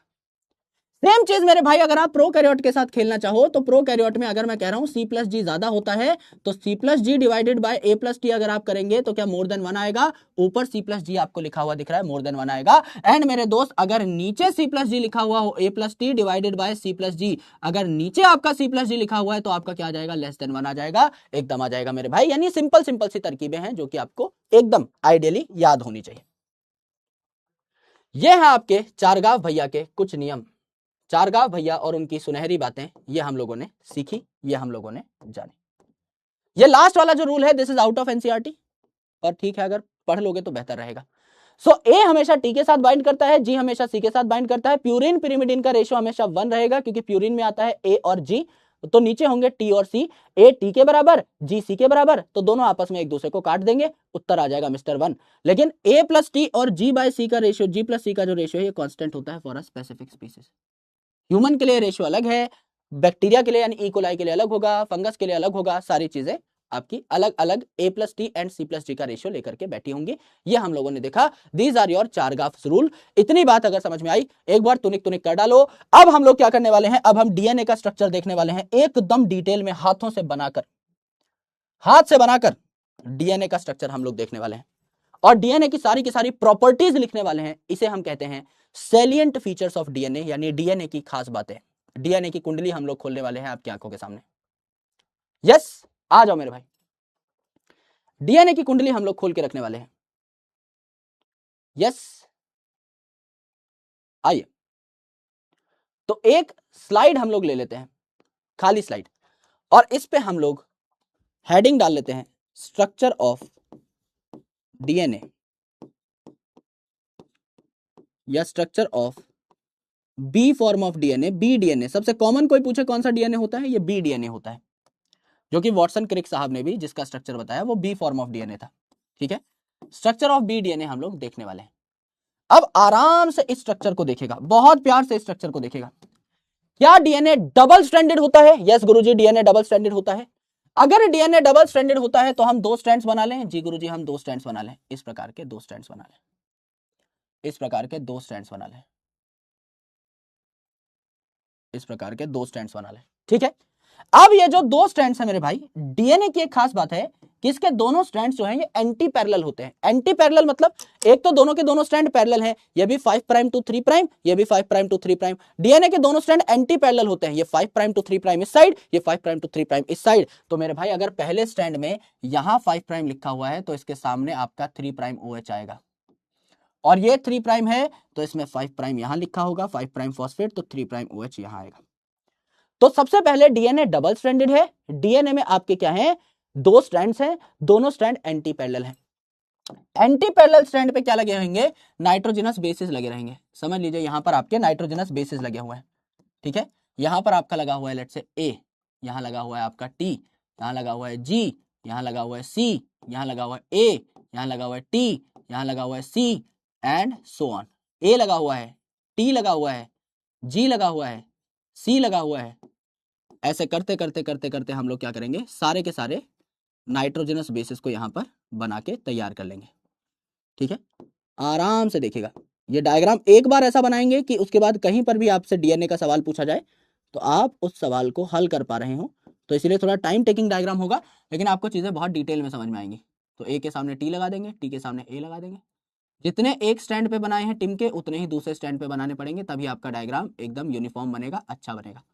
तो थोड़ा सा गौर से बनाना है, करेक्ट, क्योंकि हमें इनके बीच में बॉन्डिंग भी करानी है ना, खाली नहीं छोड़ सकते, बॉन्डिंग भी करानी है मित्र। तो यहाँ पर 1 2 3 4 5 6 7 8 9 10 थे। 1 2 3 4 5 6 7 8 9 10, कुछ ज़्यादा ही दूर दूर बन गए हैं, है ना, थोड़ा अच्छे से बना लेते हैं। 3 है, 4 5 6 7 8 9 10। यहाँ पर 1 2 3 4 5 6 7, क्योंकि पूरी लूप कंप्लीट नहीं हुई है। ठीक है, अब इनमें क्या कर लेते हैं, हम कुछ नाइट्रोजनस बेसिस बना लेते हैं। जैसे सबसे पहले ए है, तो ए के सामने क्या आता है गुरुजी, टी आता है। टी के सामने क्या आता है गुरुजी, ए आता है।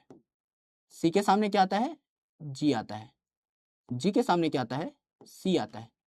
ए के सामने टी आया, सी के सामने जी आया, जी के सामने सी आया। ए के सामने क्या आया, टी आया, टी के सामने सी, जी, ए, टी, सी, सी, सी, जी। तो टी के सामने ए, सी के सामने जी, जी के सामने सी, है ना।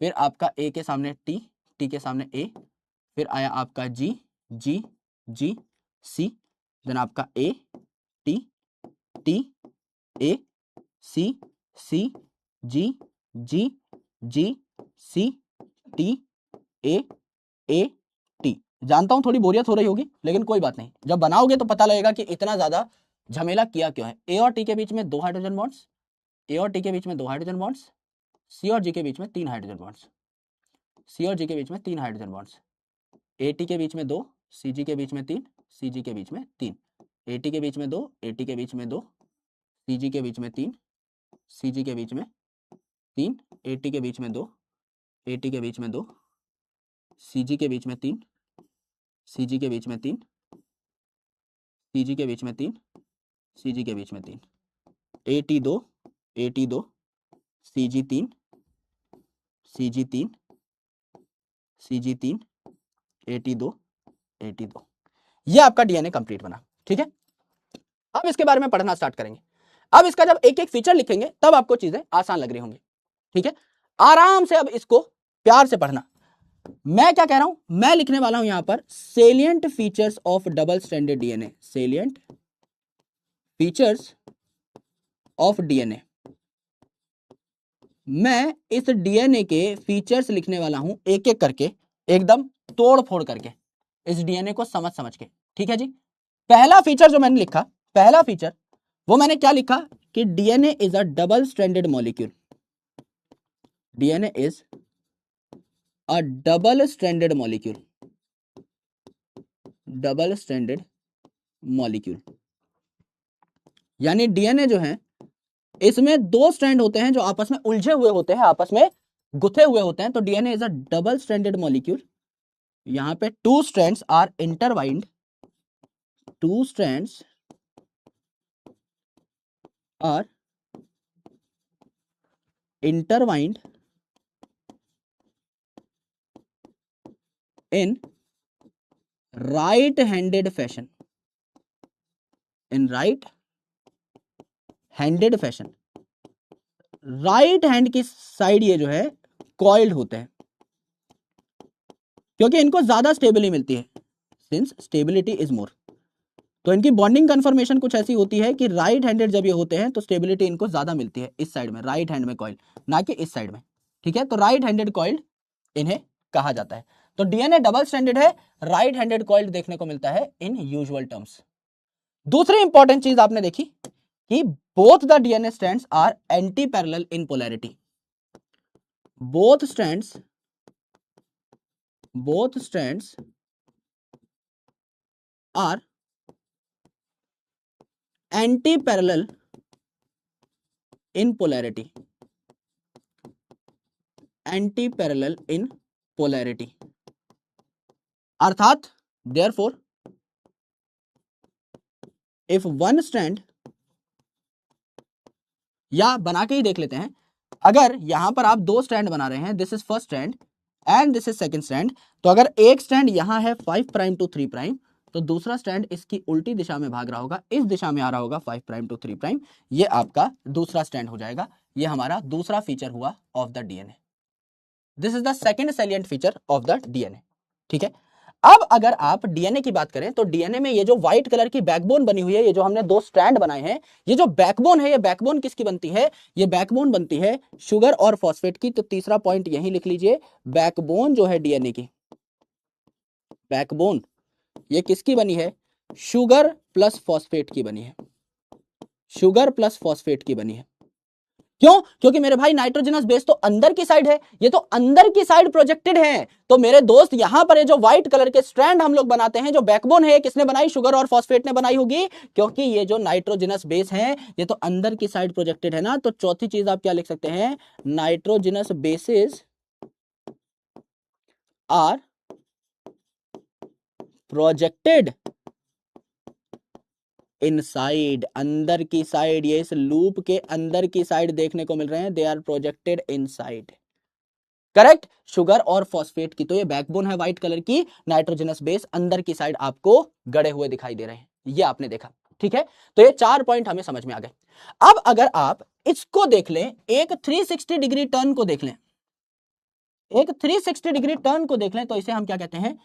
पिच ऑफ द हेलिक्स कहते हैं। ये डीएनए की हेलिक्स है, हेलिकल स्ट्रक्चर है, इसीलिए स्प्रिंग जैसा स्ट्रक्चर है, इसीलिए हेलिक्स कहा। यहां पर जो 360 डिग्री टर्न है, भाई एक चीज को समझ लीजिए, आपके पास आपका गमछा है, आपने 180 डिग्री इस साइड मोड़ा, 180 डिग्री इस साइड मोड़ा, गमछा निचोड़ते हो ना एकदम, तो एक हाथ इस साइड मोड़ा 180 डिग्री, एक हाथ इस साइड मोड़ा 180 डिग्री, 180 इस दिशा में, 180 उल्टी दिशा में, टोटल कितना मुड़ा? 360 डिग्री। समझ लीजिए जो डीएनए है, ये डीएनए नहीं, मेरा तौलिया है। मैं नहा धोकर बाहर निकला हूं ठंडे पानी से, और गुस्से में आकर के मैंने क्या किया? इस तौलिए की मुंडी पकड़ी और इसे मरोड़ दिया। तो मेरे भाई यहां से यहां मरोड़ा, यहां से यहां मरोड़ा, उल्टी दिशा में जब मरोड़ा 180 डिग्री, यहां 180 डिग्री जस्ट उल्टा, टोटल 360 डिग्री हो गया ना, क्योंकि उल्टी दिशा में है तो काउंट होगा। दोनों का अगर साथ ही मोड़ रहा हूं, भाई ये देखो, ये मेरा फोन है, इसको पकड़ के मैंने दोनों साइड से साथ ही मोड़ा, तो कुछ मुड़ा ही नहीं है ना, क्योंकि दोनों हाथ मेरे साथ ही सेम ही दिशा में है। लेकिन मेरे भाई अगर मैं इसको ऐसे पकड़ के चटका दूं उल्टी दिशा में, तो टूट जाएगा, है ना। तो घुमा दूंगा इसको तो 360 डिग्री टूट जाएगा मेरे भाई, इसकी मुंडी टेढ़ी हो जाएगी। सिमिलरली यहां पर भी मैंने क्या किया? 180 डिग्री ऐसा मोड़ा कॉइल करने के लिए, 180 डिग्री ऐसा, एक को समझ लो कि माइनस दिशा में मोड़ रहा हूं -180, एक को प्लस दिशा में मोड़ रहा हूं +180। टोटल गैप कितना हुआ? -180 और +180 में गैप कितना हुआ? सर -180 से मैं 0 पे आऊंगा तो 180 लगेंगे, 0 से 180 पे जाऊंगा 180 और लगेंगे, 360 डिग्री टर्न हो जाएगा। यस गुरुजी। भाई बेसिक बात है, फिजिक्स में पढ़ते होगे ये सब, है ना। जब आपको रेडियन स्टीरेडियन पढ़ाया जाता होगा उस टाइम पर बात होती है, ये सब सिखाया जाता है, -180 to +180, total 360 degree turn. Same turn यहां पर अगर मैंने कटा दिया, गमछे को अगर मैंने निचोड़ डाला है, तो इस 360 डिग्री टर्न को मैं क्या कहता हूं? इसे मैं कह देता हूं प्यार से pitch of the helix. Pitch of the helix, that is 360 degree turn. इस 360 डिग्री टर्न की क्या खास बात है? इस 360 डिग्री टर्न में इस एक राउंड में 10 बेस पेयर पाए जाते हैं। तो इस एक पिच में 10 बेस पेयर्स आर प्रेजेंट, जो कि हमारे बने भी 10 ही बेस पेयर हैं। तो सबसे अच्छी बात है हमारे डायग्राम की, परफेक्शन रगों में है भाई, कुछ भी करता हूं परफेक्शन आ जाती है।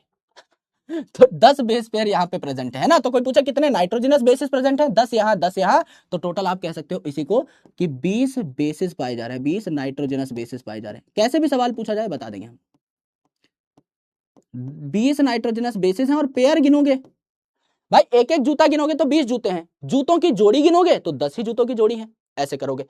ये जो आपका पिच है, इसकी टोटल लंबाई कितनी है? इसकी टोटल लंबाई है मेरे बंधु, मेरे मित्र, 34 एंगस्ट्रॉम, या इसी को अगर दूसरी भाषा में लिखा जाए तो आप कह सकते हैं 3.4 नैनोमीटर। क्यों? ये जो 34 एंगस्ट्रॉम है कितना हुआ? 34 इंटू 10⁻⁻10 मीटर। और ये जो 3.4 नैनोमीटर है इसको क्या किया? 3.4 इंटू 10⁻⁻9 मीटर। ये पावर बड़ी है ना -9, ये -10 है, ये -9 पावर बड़ी है, माइनस में है ना, तो इट इज बिगर देन -10। तो अगर पावर 10 गुना बड़ी है, नंबर 10 गुना छोटा कर दो, यहाँ 34 है, यहाँ 3.4 कर दिया। अगर मेरे भाई इसकी टोटल लंबाई है 3.4 एंगस्ट्रॉम और 10 बेस पेयर यहां पाए जा रहे हैं, तो दो बेस पेयर के बीच का डिस्टेंस बताओ। Distance between two base pair कितना हुआ? Distance between two base pair कितना हुआ? टू बेस पेयर कितना हुआ? Is equal to 3.4 angstrom divided by 10, that is 3.4 angstrom. यहां पे निकालना चाहो तो कितना हो जाएगा? और 3.4 नैनोमीटर का हो जाएगा, और 10 गुना छोटा कर दो, 0.34 नैनोमीटर। क्या ये हमारा आंसर आ जाता है?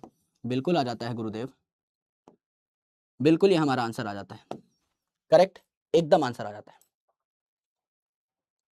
यस, यानी ये जो नंबर आपने देखे थे 34 एंगस्ट्रॉम और 3.4 नैनोमीटर, इसको 10-10 गुना छोटा कर दो, आपका उत्तर निकल करके आ जाएगा। This is your pitch of the helix. तो दो नाइट्रोजनस बेसिस के बीच का हमने डिस्टेंस भी निकाल लिया, दो बेस पेयर के बीच का डिस्टेंस निकाल लिया। अब मेरे भाई द मोस्ट इंपॉर्टेंट थिंग, जो अक्सर मेरे भाइयों को, बंधुओं को समझ में नहीं आती है, एनसीईआरटी में लिख के छोड़ दी है बस। एक और इंपॉर्टेंट फोर्स है जो डीएनए को ज्यादा स्ट्रॉन्ग बनाती है, जो डीएनए को ज्यादा स्ट्रॉन्ग बनाती है, इसे हम क्या कहते हैं? Stacking force. स्टैकिंग फोर्स मतलब चीजें जब एक दूसरे के ऊपर स्टैक हो जाए, चिपक जाए। समझ लीजिए मेरे भाई, ये अपना फोन है ना, देखो ये अपना फोन है, तो ये जो अपना फोन है, महंगा शाही फोन, इसके ऊपर अगर मैं रख दूं, घंटी रख दूं, तो मेरे भाई घंटी जो है, क्या ये गिर जाएगी एकदम आसानी से? कुछ तो है जो इसको फोन से अटका के बैठा है, वो क्या है? इन दोनों के बीच का ग्रेविटेशनल अट्रैक्शन। खुद ही खुद मेरे भाई, अगर घंटी इसके ऊपर रखी है, कोई तो फोर्स है जो कि इस घंटी को फोन पे चिपका के रखी है, एकदम झटपट ही थोड़ी गिर जाएगी, दुश्मनी थोड़ी है, कहीं ना कहीं कुछ तो ऐसा है जो इन दोनों को जोड़ के रखेगा, कुछ तो ग्रेविटी है इनके बीच में।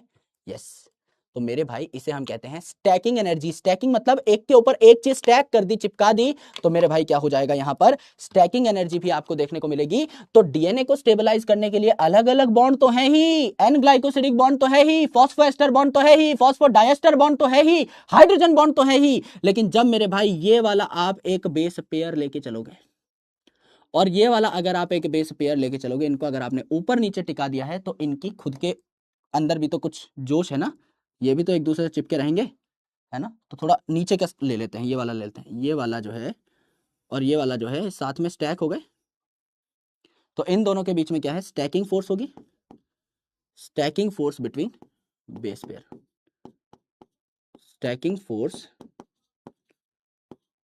बिटवीन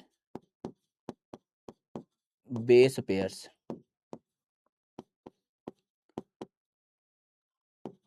देयरफॉर एडिशनल स्टेबिलिटी,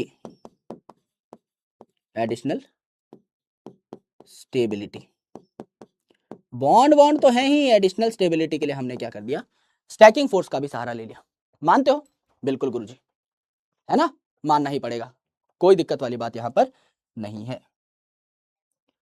अरे मेरे भाई बहुत सस्ता कवर है, अब तो इसका रंग भी उड़ने लगा है ना। अब तो मेरे भाई एकदम, है ना, अब तो इसका रंग वंग भी उड़ गया है। अब तो मैं जस्ट इसको खोल करके सिर्फ वो कुछ कभी मीटिंग वीटिंग लेता हूँ, मूवी वूवी के लिए उसको इस्तेमाल करता हूँ, खुल भी जाता है दोस्त, है ना। अभी पूरा गरीब होने में टाइम है। 3-4 बार खोल के और दिखाऊंगा तुमको, फिर चटक जाएगा ये, फिर मैं भी तुम जैसा हो जाऊंगा, है ना। आ जाओ, इतनी बात समझ में आई? डीएनए की कोई बात ऐसी नहीं जो यहां पर रह गई हो, है ना। कोई भी किताब पढ़ोगे, डीएनए की यही बातें आपको देखने को मिली। This is structure of B form of DNA. बात समझ में आई? यस, बिल्कुल। अब मुझे एक बात बताइए, अगर कोई आरएनए का स्ट्रैंड है और सिंगल स्ट्रैंड है, RNA is usually single stranded, तो क्या उसमें आपके चारगाफ रूल और ये सारी बातें फॉलो होंगी? भाई सिंगल स्टैंडर्ड है तो ये बातें क्यों फॉलो होंगी? सिंगल स्टैंडर्ड है तो चार ग्राफ रूल क्यों फॉलो होगा? समझ लो, एक ही स्टैंड है, यहां है A T T A T. अच्छा आरएनए है तो टी कैसे आएगा? एक सेकंड बस, सॉरी, है ना, ए you U A U A सी, ये आया। अब बताओ मेरे भाई, आपका यहां पर इक्वेट कैसे होगा? ए प्लस प्यूरिन और पिरिमिडिन की अगर मैं बात करूं, A plus G is equal to U plus C. बताओ कैसे बराबर होगा? अब ए जो है कितने हैं? 1 2 3, 3 है। जी कितने हैं? एक भी नहीं है। यू कितने हैं? 1 2 3, 3। और सी कितना है? 1। तो ऊपर 3 नीचे 4, नहीं हुआ इक्वल टू 1, तो रूल फॉलो होगा ही नहीं। सिंगल स्ट्रैंड के लिए कोई रूल थोड़ी फॉलो होता है, कोई रूल फॉलो नहीं होता। तो ये जो चारगाफ रूल है, आप चाहो तो एक नोट बना के लिख सकते हो, these rules are not followed by RNA, single stranded RNA. These rules are not followed by single stranded RNA। और आरएनए तो छोड़ो, सिंगल स्ट्रैंडेड डीएनए भी क्यों ही करेगा। जो सिंगल स्ट्रैंडेड है उसमें बेस पेयरिंग के रूल काम नहीं आते, ये भी आपने अच्छे तरीके से देखा। ठीक है, जो सिंगल स्ट्रैंडेड होगा उससे हमें कोई खासा मतलब फिर नहीं है। ऑलराइट, ये बात सबको समझ में आई? यहां तक की बातें क्या हम एनसीईआरटी में देख सकते हैं और आगे बढ़ सकते हैं? एक बार बताइए झटपट फटफट, जिससे हम लोग आगे बढ़ सके कॉन्फिडेंटली। यहां तक की बातें सबने नोट कर ली हैं और अच्छे से समझ में आ गई हैं। देखो, मैं जानता हूं कि ये जो लेक्चर है, it is going to be really really boring for you. Why it is going to be boring? Because आप लोगों ने बायोमोलिक्यूल्स ऑलरेडी पढ़ लिया है। दूसरी इंपॉर्टेंट चीज, दिस इज सुपर बेसिक, फिर भी इसमें कुछ एडिशनल इंफॉर्मेशन ऐड करके इसको थोड़ा सा बढ़िया बनाने की कोशिश की गई है। लेकिन बाय डिफॉल्ट अब आप हाथ से डायग्राम बनाओगे, धीरे धीरे चीजें समझते हुए चलोगे, तो लगता ही है कि हाँ यार, थोड़ा तो मुझे बोरियत हो रही है बीच बीच में, एंड दैट्स कंप्लीटली फाइन। कुछ टॉपिक्स ऐसे होते हैं जहां आपको पहले से नॉलेज होती है ना, तो अच्छा लगता है वहां पे पढ़ के। तो हो सकता है फील गुड फैक्टर भी आ रहा हो सकता है थोड़े बोर भी हो रहे हो, पर कोई बात नहीं। डीएनए एक एसिडिक सब्सटेंस है, ये बात बताई थी अल्टमान साहब ने, और इसे पहली बार आइडेंटिफाई किया था फ्रेडरिक मिशर साहब ने 1869 में, और इसका नाम रखा था न्यूक्लिन, क्योंकि ये न्यूक्लियस में पाया गया था। एंड बाद में इसका नाम चेंज करके न्यूक्लिक एसिड रख दिया गया था, जो कि अल्टमान साहब ने दिया था। 1953 में वॉटसन उनके साथी क्रिक ने एक्सरे क्रिस्टलोग्राफी डेटा को जो है बढ़िया तरीके से, एक्सरे डिफ्रैक्शन डेटा को या क्रिस्टलोग्राफी डेटा को इलेबोरेट किया था, जो कि किन्होंने दिया था? विल्किंस एंड फ्रैंकलिन ने दिया था। तो इन्होंने double helical model of DNA बताया, यानी डीएनए जो है इसमें 2 स्ट्रैंड है।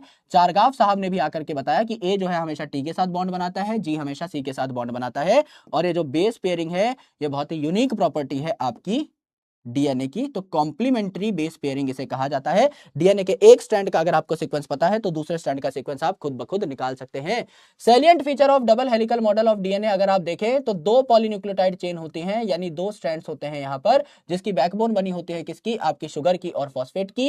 एज वेल एज जो बेस है ये अंदर की साइड पाए जाते हैं। दोनों के दोनों स्ट्रैंड एंटी पैरेलल होते हैं, यानी एक स्ट्रैंड अगर 5 प्राइम टू 3 प्राइम दिशा में भाग रहा है तो दूसरा 3 प्राइम टू 5 प्राइम दिशा में भाग रहा होगा। ए और टी कनेक्टेड होते हैं बाय 2 हाइड्रोजन बॉन्ड्स, एंड मेरे भाई ग्वानिन एंड साइटोसिन जो है ये कनेक्टेड होते हैं भाई 3 हाइड्रोजन बॉन्ड्स, ये हमें पहले से पता है। तो प्यूरिन हमेशा पिरिमिडिन के सामने आता है, पिरिमिडिन हमेशा प्यूरिन के सामने आता है, इसीलिए डीएनए जो है इसका डिस्टेंस यूनिफॉर्म बना रहता है। तो राइट हैंडेड फैशन में डीएनए की जो कॉइलिंग है ये हो रखी होती है। 3.4 नैनोमीटर या 34 एंगस्ट्रॉम जो है यहाँ पर एक 360 डिग्री टर्न का डिस्टेंस होता है, और 10 बेस पेयर वहां पर देखने को मिल रहे होते हैं। अगर 10 पेयर बेस पेयर है तो 2 बेस पेयर के बीच का जो डिस्टेंस है 0.34 नैनोमीटर या 3.4 एंगस्ट्रॉम हो जाएगा। बेस पेयर एक दूसरे के ऊपर स्टैक भी हो जाते हैं, जिससे एडिशनल स्टेबिलिटी आपको मिल जाती है। तो ये एक अगर चेन है, it is from 5 prime to 3 prime direction, तो दूसरी जो चेन है ये 5 प्राइम टू 3 प्राइम है, तो दूसरी चेन उल्टी दिशा में 5 प्राइम टू 3 प्राइम आपको देखने को मिल जाती है। डबल हेलिकल मॉडल इसे डीएनए का कहा जाता है। ये डीएनए है, अगर ये आपकी 5 प्राइम एंड है तो 5 प्राइम एंड के बाद ये हो जाएगी यहाँ पे 3 प्राइम, और दूसरी अपोजिट हो जाएगी आपकी उल्टी दिशा में 5 प्राइम टू 3 प्राइम। ए के सामने टी आएगा और सी के सामने हमेशा जी आएगा, ये बात हम लोग जानते हैं। करेक्ट। अगर आपको डायमीटर पूछा जाए डीएनए का, तो यहां पे डायमीटर लिखना चाहो तो डायमीटर भी लिख सकते हो। If you want to make diameter over here, तो इन दोनों स्ट्रैंड्स के बीच का जो डिस्टेंस है डायमीटर कितना हो जाएगा? अगर आपको पहले से पता है तो बता सकते हो इन द चैट सेक्शन। मैंने डायमीटर पूछा है, रेडियस नहीं, पागल मत हो जाना, दोनों सवालों में फर्क है। अगर मैं डायमीटर पूछ रहा हूं तो डायमीटर कितना हो जाएगा? क्या यहां पर 20 एंगस्ट्रॉम आपका डायमीटर हो जाएगा? और अगर मुझसे कोई रेडियस पूछ ले, अगर मुझसे कोई रेडियस पूछ ले, डायमीटर अगर कोई मुझसे पूछ रहा है तो 20 एंगस्ट्रॉम हो जाएगा। तो अगर कोई मुझसे रेडियस पूछ ले तो कितना हो जाएगा मेरे बंधु? इसका हाफ कर दीजिए गुरुजी, कितना हो जाएगा? 10 एंगस्ट्रॉम हो जाएगा। करेक्ट, एकदम करेक्ट है। तो जैसा सवाल वैसा जवाब, जो आपसे पूछा जाए वही आप बताइएगा, तो आपका आंसर करेक्ट निकल जाएगा। ऑलराइट, ये है आपका सेलिएंट फीचर ऑफ डीएनए। यहां तक की बातें हो चुकी हैं, एक बार तुनिक तुनिक कर डालो, फिर लास्ट स्लाइड आपको पढ़ा देता हूं जो कि बताया हुआ कंसेप्ट है। पहले से आपको सारी चीजें आती हैं, लिखना है लिखो, नहीं लिखना मत लिखो, एक लाइन ऐड करानी है, उसके बाद आपका जो है सारा काम खत्म हो जाएगा। फिर हम कुछ क्वेश्चन सॉल्व करेंगे, एंड हम लोगों ने थोड़ा 15 मिनट लेट क्लास स्टार्ट की थी, तो थोड़ा एक्स्ट्रा टाइम भी ले सकते हैं। हाँ ठीक है, अभी हमारा टाइम रहता है हमारे पास, तो अच्छे तरीके से हम लोग पढ़ सकते हैं। करेक्ट। आइए सेंट्रल डॉगमा की बात कर लेते हैं। Central dogma of molecular biology was given by, C for central dogma, it was given by C for Crick. Crick साहब ने यह सेंट्रल डॉगमा दुनिया के सामने रखा। सेंट्रल डॉगमा में हमने क्या सीखा? सेंट्रल डॉगमा में हमने यह जाना कि डीएनए जो है यह अपनी कॉपी भी बना सकता है एक प्रोसेस से। डीएनए आगे चल के आरएनए भी बना सकता है एक प्रोसेस से, और ये आरएनए आगे चल के प्रोटीन भी बना सकता है एक प्रोसेस से। इन प्रोसेसेस के नाम हमें अच्छे तरीके से देखने हैं और कुछ नहीं। डीएनए जब डीएनए बना ले, यानी अपनी रेप्लिका बना ले, अपनी कॉपी बना ले, तो इसे क्या कहेंगे? सर रेप्लिका बन रही है, कॉपी बन रही है, तो इसे रेप्लिकेशन कहेंगे। जब आरएनए बन जाए तो इसे ट्रांसक्रिप्शन कहेंगे, और जब प्रोटीन बन जाए तो इसे ट्रांसलेशन कहेंगे। यही तीन प्रोसेसेस आपको धीरे धीरे सीक्वेंस में पढ़ने होंगे। तो we will start with replication. एक बार डीएनए जेनेटिक मटेरियल है, ये बात कैसे खोजी गई, ये टॉपिक हमारा रहता है, तो एक बार उसको हम लोग पढ़ेंगे अच्छे तरीके से, एंड देन फिर हम लोग आगे बढ़ते रहेंगे। तो डीएनए से डीएनए बनना रेप्लिकेशन, क्योंकि रेप्लिका बन रही है। डीएनए से आरएनए बनना transcription, and translation is the final step in gene expression, जहां पे प्रोटीन आपका बन जाएगा। कुछ आपके वायरसेस हैं जिनके पास एक स्पेशल ताकत होती है आरएनए को डीएनए में कन्वर्ट करने की। इसे हम क्या कहते हैं? सर ट्रांसक्रिप्शन का रिवर्स हो रहा है, तो इसे हम कहते हैं रिवर्स ट्रांसक्रिप्शन। इसे हम कहते हैं रिवर्स ट्रांसक्रिप्शन। उल्टा हो रहा है यहां पे ट्रांसक्रिप्शन का, इसे रिवर्स ट्रांसक्रिप्शन कहते हैं। और ये रिवर्स ट्रांसक्रिप्शन कौन करा सकता है? It is shown by some retroviruses. It is shown by some retroviruses like HIV, human immunodeficiency virus. It is shown by some retroviruses like HIV which have enzyme. कौन सा एंजाइम लगेगा? Sir reverse transcription कराने के लिए कौन सा enzyme लगेगा? Which have enzyme reverse transcriptase, नाम में ही सब कुछ है। रिवर्स ट्रांसक्रिप्शन कराने के लिए एंजाइम कौन सा लगेगा? Reverse transcriptase. करेक्ट है, एकदम करेक्ट है बंधु, कोई दिक्कत वाली बात यहां पर नहीं है। रिवर्स ट्रांसक्रिप्टेज एंजाइम लगेगा। क्या मेरे भाई प्रोटीन से आरएनए बन सकता है वापस? नहीं बन सकता, इट इज नॉट पॉसिबल। बड़ा सा कांटा मार लो, कभी नहीं बन सकता। It is a unidirectional process, यानी न्यूक्लिक एसिड से डीएनए से आरएनए बना, फिर प्रोटीन बन सकता है, प्रोटीन से वापस जो है आरएनए नहीं बन सकता। जैसे कहा जाता है ना, मतलब काफी फिल्मों में डायलॉग भी है कि अंडे का ऑमलेट बन सकता है, ऑमलेट से दोबारा अंडा नहीं बन सकता। अब आप बड़े हो गए हो, दोबारा बच्चे नहीं बन सकते। अपने मन के बच्चे को जिंदा जरूर रख सकते हो, लेकिन दोबारा बचपने में नहीं जा सकते, उतने छोटे साइज के नहीं हो सकते।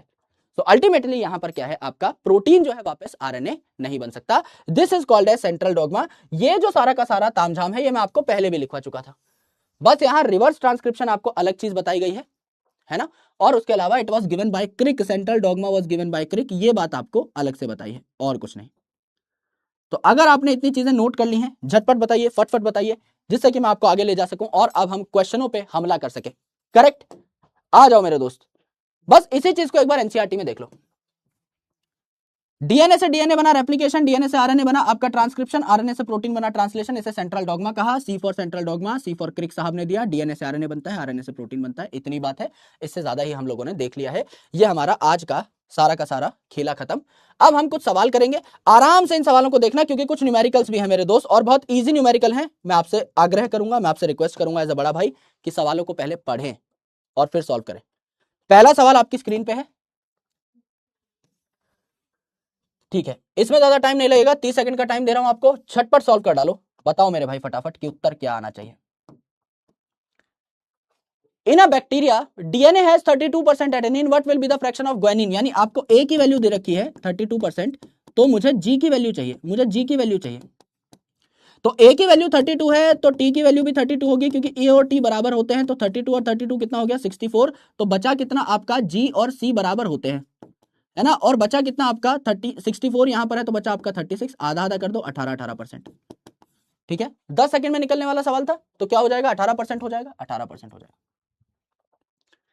भाई ए अगर दे रखा है तो ए और टी बराबर होते हैं, ए 32% तो टी भी 32%, यानी 64 तो हमने दे दिया है, 100 में से 64% तो खेला खत्म। बचा आपका 36%, ये जी और सी मिला के 36 है, दोनों बराबर होते हैं, 18-18 बांट दो दोनों में। उत्तर क्या हो जाएगा मिस्टर बी हो जाएगा। आई गेस लगभग 80% लोगों ने तो कर दिया होगा, लगभग 72। ठीक है, आगे और बढ़ते हुए चलेंगे। लेट्स चेक अगेन, अगला सवाल देख लेते हैं। गौर से पढ़ना मेरे भाई, हर सवाल को गौर से पढ़ना। अगले सवाल में कभी पूछते हैं in a double stranded DNA molecule cytosine is 40%, C 40% दे रखा है, then what will be the percentage of adenine. ये तो और आसान है, अब इसमें तो कैलकुलेशन भी नहीं है। भाई सी दे रखा है 40%, तो जी भी इसका बराबर होगा, दैट इज 40%, तो दोनों मिलाकर हो गए 80, दोनों मिलाकर हो गए 80। बचा कितना 20, तो ए प्लस टी मिला के हुआ 20, आधा आधा कर दो कितने हो गए दोनों, 10-10 हो गए। तो आपसे क्या पूछा है परसेंटेज ऑफ एडेनिन, एडेनिन कितना हो जाएगा 10 हो जाएगा, थाइमिन भी 10, एडेनिन भी 10, 10-10 हो जाएगा। तो उत्तर क्या हो जाता है, उत्तर हो जाता है आपका डी, आराम से निकल जाएगा, है ना। मेरा इनहेलर कहाँ है भाई, एक सेकंड, जेब में ही है।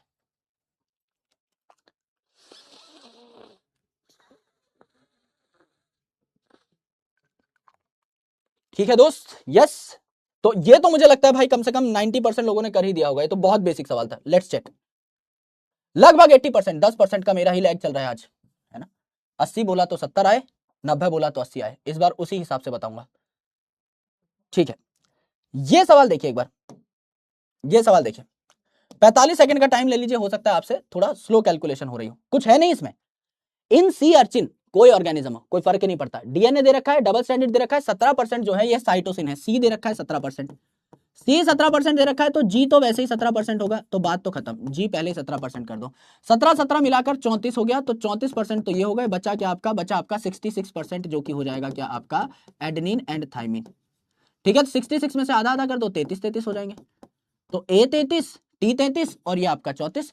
तो आपसे क्या पूछा है, the percentage of other 3 bases expected to be present in DNA are, तो जी हो जाएगा 34, जी हो जाएगा सॉरी 17, है ना, सी 17 था तो जी 17, सी 17 था तो जी 17, तो दो ऐसे ही एलिमिनेट हो गए, जी 17 और ए और टी 33-33, ए और T 33-33।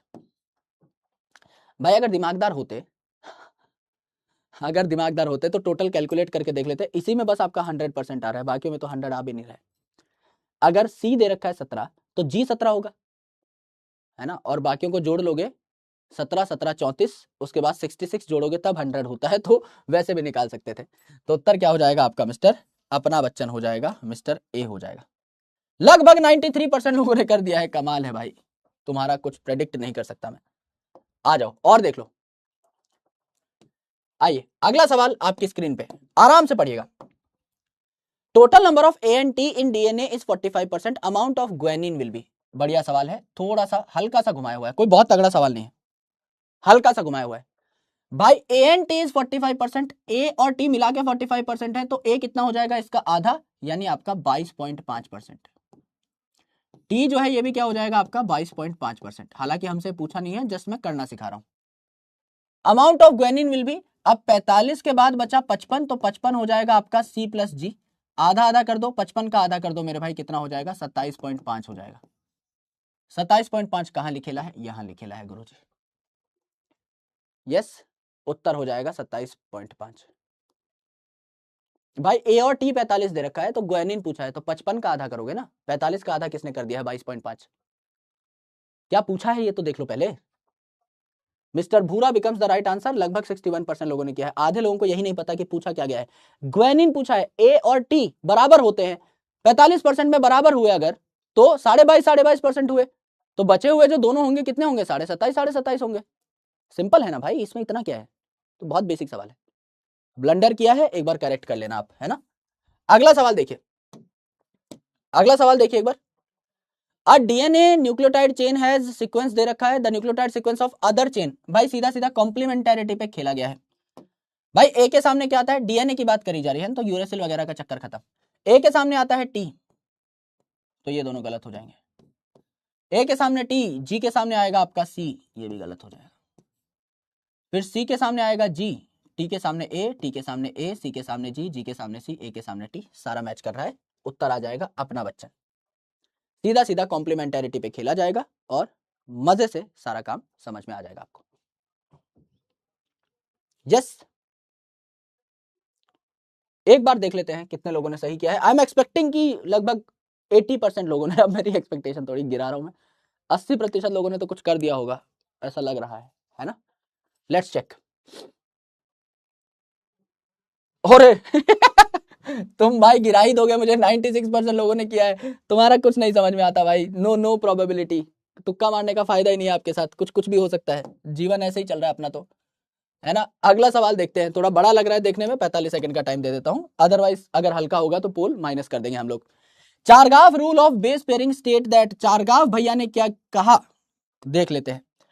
The ratio of purine and pyrimidine in equal in all tested organism, purine और पिरिमिडीन का रेशियो बराबर होता है ना? अब प्यूरिन और पिरिमिडीन करके देख लो, प्यूरिन क्या है आपका ए और जी, और पिरिमिडीन क्या है आपका टी प्लस सी, तो ए टी बराबर जी सी बराबर, so ratio of purine pyrimidine बराबर होगा तभी ये रेशियो 1 आ पाएगा, एकदम सही बात है। Ratio of A to T is equal in all tested organism, A और टी बराबर होते हैं क्योंकि ए के सामने टी आएगा, जहां ए वहां टी, जहां टी वहां ए, एकदम बराबर है। The ratio of A plus T and G plus C is रफली equal in all tested organism, नहीं मेरे भाई, है ना? ये कांस्टेंट होता है in a species but it is not equal in all tested organism, किसी में मोर देन 1 हो सकता है, किसी में लेस देन 1 हो सकता है, तो ये दोनों बातें करेक्ट है, 1 और 2। तीसरी बात जो है तो एकदम गलत है। यस, तो उत्तर क्या हो जाएगा आपका मिस्टर 4 हो जाएगा। एक बार चेक कर लेते हैं कितने लोगों ने सही किया है इस बार, नो प्रेडिक्शंस, चलो मार के देखते हैं भाई। इस बार मुझे लगता है कर लिया होगा लगभग 80 to 85% बच्चों ने। रहने दो भाई, कुछ नहीं बोलूंगा, कुछ बोलूंगा तो गड़बड़ हो जाएगी। कुछ और सवाल हैं हमारे पास, और सवाल भी हैं, यस, और सवाल भी हैं। जो जो पोल लगाने लायक नहीं होंगे उनमें पोल नहीं लगाया जाएगा। आइडेंटिफाई द फ्री एंड्स, भाई यहाँ पे फॉस्फेट है तो ये 5 प्राइम एंड है, और 2 OH लिखा हुआ है तो वो 3 प्राइम एंड है, तो 1 है आपका 5 प्राइम, 5 प्राइम हाइड्रोक्सिल नहीं होता, 5 प्राइम फॉस्फेट होता है, तो ये है 5 प्राइम फॉस्फेट। एक ही ऑप्शन में सही बात है 5 प्राइम फॉस्फेट, बाकी सब में गलत है, तो दूसरा हो जाएगा 3 प्राइम हाइड्रोक्सिल ग्रुप। कुछ लगाने की जरूरत नहीं है पोल वोल, बहुत सस्ता सवाल है तो छोड़ देते हैं। बैकबोन ऑफ पॉलीन्यूक्लियोटाइड चेन एक बार कर दीजिए, 30 सेकंड का टाइम दे देता हूं, पोल जल्दी खत्म कर दूंगा। बैकबोन ऑफ पॉलीन्यूक्लियोटाइड चेन, कोई भी न्यूक्लिक एसिड है उसमें अगर मैं स्ट्रैंड बना रहा हूं तो ये स्ट्रैंड अगर मैंने बनाया है इसका मतलब मैंने शुगर फॉस्फेट बनाई है, क्योंकि नाइट्रोजनस बेस तो प्रोजेक्टेड होते हैं टुवर्ड्स इंटरनल साइड। तो मेरे दोस्त जो बैकबोन बनी है किसकी बनी है, शुगर फॉस्फेट की बनी है, तो उत्तर क्या हो जाएगा, उत्तर हो जाता है आपका मिस्टर बी, मिस्टर भूरा। तो आधे टाइम में मैं ये पोल जो है स्टॉप कर दूंगा, बिकॉज बहुत ही चिंदी सवाल है, लेकिन पीवाईक्यू का सवाल है तो छोड़ भी नहीं सकते। अब पीवाईक्यू में भी ऐसे ही सवाल बने हुए जेनेटिक्स से, तो क्या कर सकते हैं, है ना? आगे अच्छे सवाल आएंगे थोड़े बहुत। लगभग 86% लोगों ने सही कर दिया है। अगला सवाल देख लेते हैं।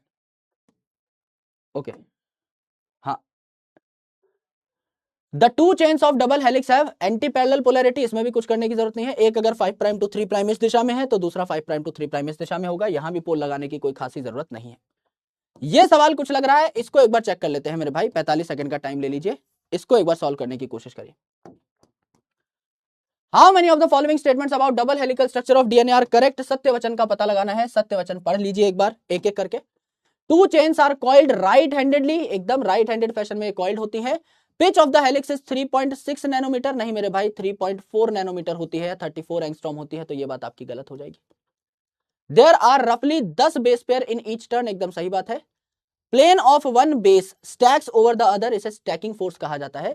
तो 2 को छोड़ के सारी बातें करेक्ट हैं, तो उत्तर क्या हो जाएगा मिस्टर 3 हो जाएगा, है ना?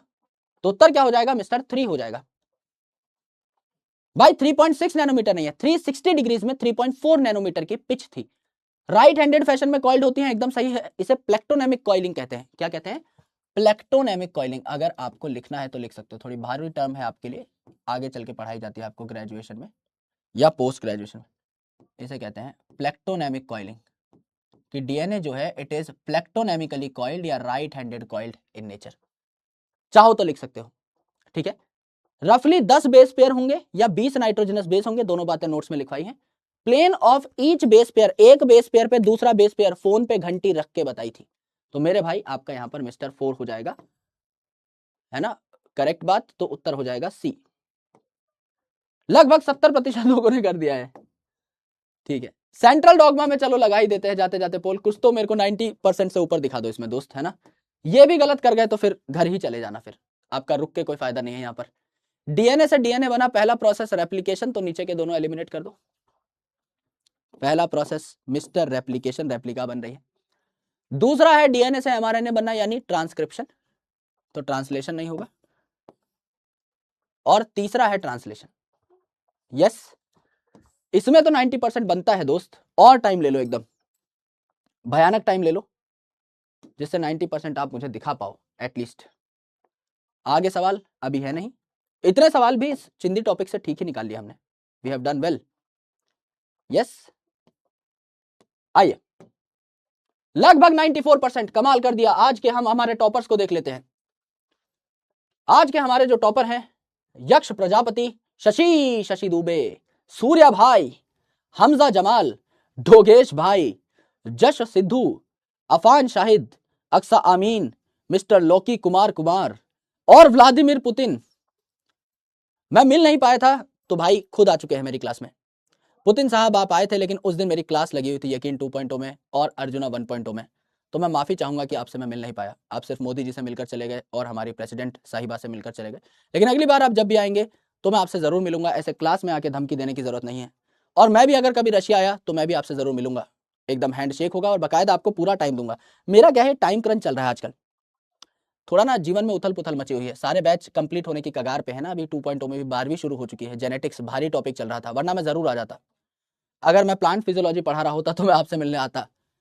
अभी मैं मौसी भाई से मिलने भी नहीं जा पा रहा हूँ, है ना, वो भी आकर के चले गए हैं। तो जब भी मौका मिलेगा तो मौसी भाई के साथ भी एक फुटबॉल का मैच होगा, तो एक पेनल्टी किक मैं भी मारूंगा। पर अभी ठीक है, जितना हो रहा है, जितना मिल रहा है जीवन में, वो भी बहुत है। मतलब मेरी क्लास का ऑरा देख रहे हो तुम लोग, Modi ji, future prime minister आ रहे हैं, व्लादिमीर पुतिन आ रहे हैं। एक एक कोई बच्चा फेक आईडी बना के यार रोनाल्डो मौसी इन नाम से भी आ जाओ भाई प्लीज। मेरा सपना पूरा हो जाएगा, मेरा खत्म फिर खेल में, मेरा सपना पूरा हो जाएगा भाई। अपन चिल मोड पे चले जाएंगे फिर। एक रोनाल्डो मौसी और चाहिए मुझे बस, फिर खत्म, है ना। सर सरप्राइज बता दो ना। सरप्राइज तो सरप्राइज ही होता है ना, जब बता दूंगा तो सरप्राइज कैसे रहेगा। लेकिन कुछ अच्छा आ रहा है ना। PW team is bringing a lot of good things for you. बहुत जल्दी सरप्राइज रिवील होगा, तो उसके लिए थोड़ा सा इंतजार करिए। और इंतजार के बाद जब सरप्राइज मिलता है तो बहुत अच्छा मिलता है और बहुत अच्छा लगता भी है। So I would request you to maintain this peace for 2-3 more days. उसके बाद जो है हम लोग एकदम अच्छे तरीके से और काम कर रहे होंगे। वैसे you are going at a good pace, तो आपको कोई टेंशन नहीं है। आराम से पढ़ाई करते रहिए और बढ़िया तरीके से चीजें सीखते रहिए। ऑलराइट, चलो, चीटिंग नहीं है दोस्त, जाहिर सी बात है। सरप्राइज अगर आपके लिए है तो आपको तो बताया ही जाएगा, कहीं खुद लेके थोड़ी जाएंगे सरप्राइज हम। जाहिर सी बात है, आपके लिए कुछ तगड़ा आने वाला है, बस बने रहिए, है ना। 1-2 दिन और थोड़ा सा टीम के एंड से भी रिवील हो जाए, मेरे एंड से भी रिवील हो जाए, है ना, तो मजा आएगा। फिर धीरे धीरे परत दर परत जब मामला खुलेगा तो आपको समझ में आएगा that what we are bringing on table for you. तो अच्छे तरीके से तब तक अपना काम करो। और कल हम लोग मिल रहे होंगे होम स्टूडियो में, यानी हमारे खुद के स्टूडियो में। आज तो मेरे को भाग के आना पड़ा फॉर दैट सरप्राइज ओनली। तो कुछ आज मैं एक बार डिस्कशन का पार्ट बनूंगा और फिर देखेंगे आपके लिए क्या बेहतर किया जा सकता है। ऑलराइट, चलिए, अपना ख्याल रखिए, पढ़ाई करते रहिए। मुलाकात होगी कल, टाइम हो चुका है आई गेस। Yes, right. अब चिकलू मैं स्टूडियो में लेके आ नहीं सकता दोस्त। तो चिकलू तो नहीं है। रैंकर टेस्ट सीरीज के मैंने टेस्ट एनालाइज कर लिए हैं। कुछ टेस्ट मैंने देखे थे, 2 से 3 टेस्ट मैंने देखे थे और अच्छे टेस्ट है। कुछ क्वेश्चंस हाई लेवल के हैं, लेकिन मैं आपको बता रहा हूं, हाई लेवल के क्वेश्चन जो है वो आप अटेम्प्ट करिए और उनसे जो नॉलेज आपको मिल रही है वो सप्लीमेंट करिएगा इन योर नोट्स। उसमें डिमोटिवेट होने की जरूरत नहीं होती। Hard paper is not to demotivate you. वो आपके साथ कोई और बच्चा भी अटेम्प्ट नहीं कर पा रहा होगा, बहुत कम बच्चे अटेम्प्ट कर पा रहे होंगे उसको, तो आपकी रैंक नहीं हिलेगी। टेंशन लेने की जरूरत नहीं होती ऐसे में। लेकिन उस हार्ड क्वेश्चन से आपने क्या सीखा, कोई नया कंसेप्ट, कोई नई टर्म अगर आपने सीखी है तो उसको अपने नोट्स में सप्लीमेंट करते रहिए। That is the most important part. तो ये करते हुए चलिएगा, ठीक है, उसमें आपको बहुत मजा आएगा। ऑलराइट, चलो मेरे दोस्त, अब मेरी अगली क्लास है 4 बजे और मैंने कुछ खाया नहीं है क्योंकि मैं थोड़ा एकदम हड़बड़ी में भाग के आया था। तो मैं एक बार अपने लंच का जुगाड़ कर लेता हूं, क्योंकि अपने को आइडिया नहीं है कि ऊपर मुझे लंच मिलेगा या नहीं मिलेगा। सो अगर नहीं मिलेगा तो मेरे को आज चाय पैटी पे ही जुगाड़ करना पड़ेगा अपना, है ना। And then I need to rush to office after my 4 PM class. तो एक बार थोड़ा सा हम लोग बढ़ जाते हैं टुवर्ड्स लंच, और आप भी लंच करिए और उसके बाद हम लोग मिल रहे होंगे कल। ऑलराइट, चलिए, take care of yourself, lots of love, bye bye, शुक्रिया, मुलाकात होगी, तब तक के लिए रिवाइज करते रहिएगा। और कल हम लोग पढ़ेंगे packaging of DNA helix and then फिर हम लोग DNA as a genetic material वाले टॉपिक पे बढ़ जाएंगे, then central dogma, and central dogma के बाद आपका DNA fingerprinting, human genome project as well as आपका लैकोपरॉन बचेगा। यानी ये चैप्टर अगर खत्म हो गया तो मान के चलिए इसके बाद principles of inheritance and variation है, जिसके 2 टॉपिक्स में यही करा दूंगा। एक तो इंट्रोडक्शन ऑफ जेनेटिक्स वो आपका हो चुका है लेक्चर नंबर 1, उसके अलावा म्यूटेशन है उस चैप्टर में भी, प्रिंसिपल्स में भी और मॉलिक्यूलर बेसिस में भी है, तो यही म्यूटेशन पढ़ा दूंगा। तो 2 लेक्चर हमारे बच जाएंगे प्रिंसिपल्स ऑफ इनहेरिटेंस के। तो जब हम वो चैप्टर पढ़ेंगे तो वो जल्दी खत्म हो रहा होगा। अगर उसमें 10 लेक्चर लगते हैं, अब 8 ही लेक्चर लगेंगे। क्यों? क्योंकि 2 लेक्चर हम लोग पहले ही मॉलिक्यूलर के साथ कर लेंगे। तो यहां अगर ज्यादा टाइम लग भी रहा हो तो टेंशन लेने की जरूरत है ना। आपको पता लग जाना चाहिए कि वो लेक्चर ज्यादा क्यों लग रहे हैं, बिकॉज प्रिंसिपल्स का भी कुछ पार्ट मैं यहीं पर लिंक करके आपको पढ़ाता हुआ चलूंगा। ऑलराइट, चलो ख्याल रखो, कोई भी डाउट हो तो कल आपको एक बार क्लास में केटर कर लिया जाएगा। Alright, thank you, bye.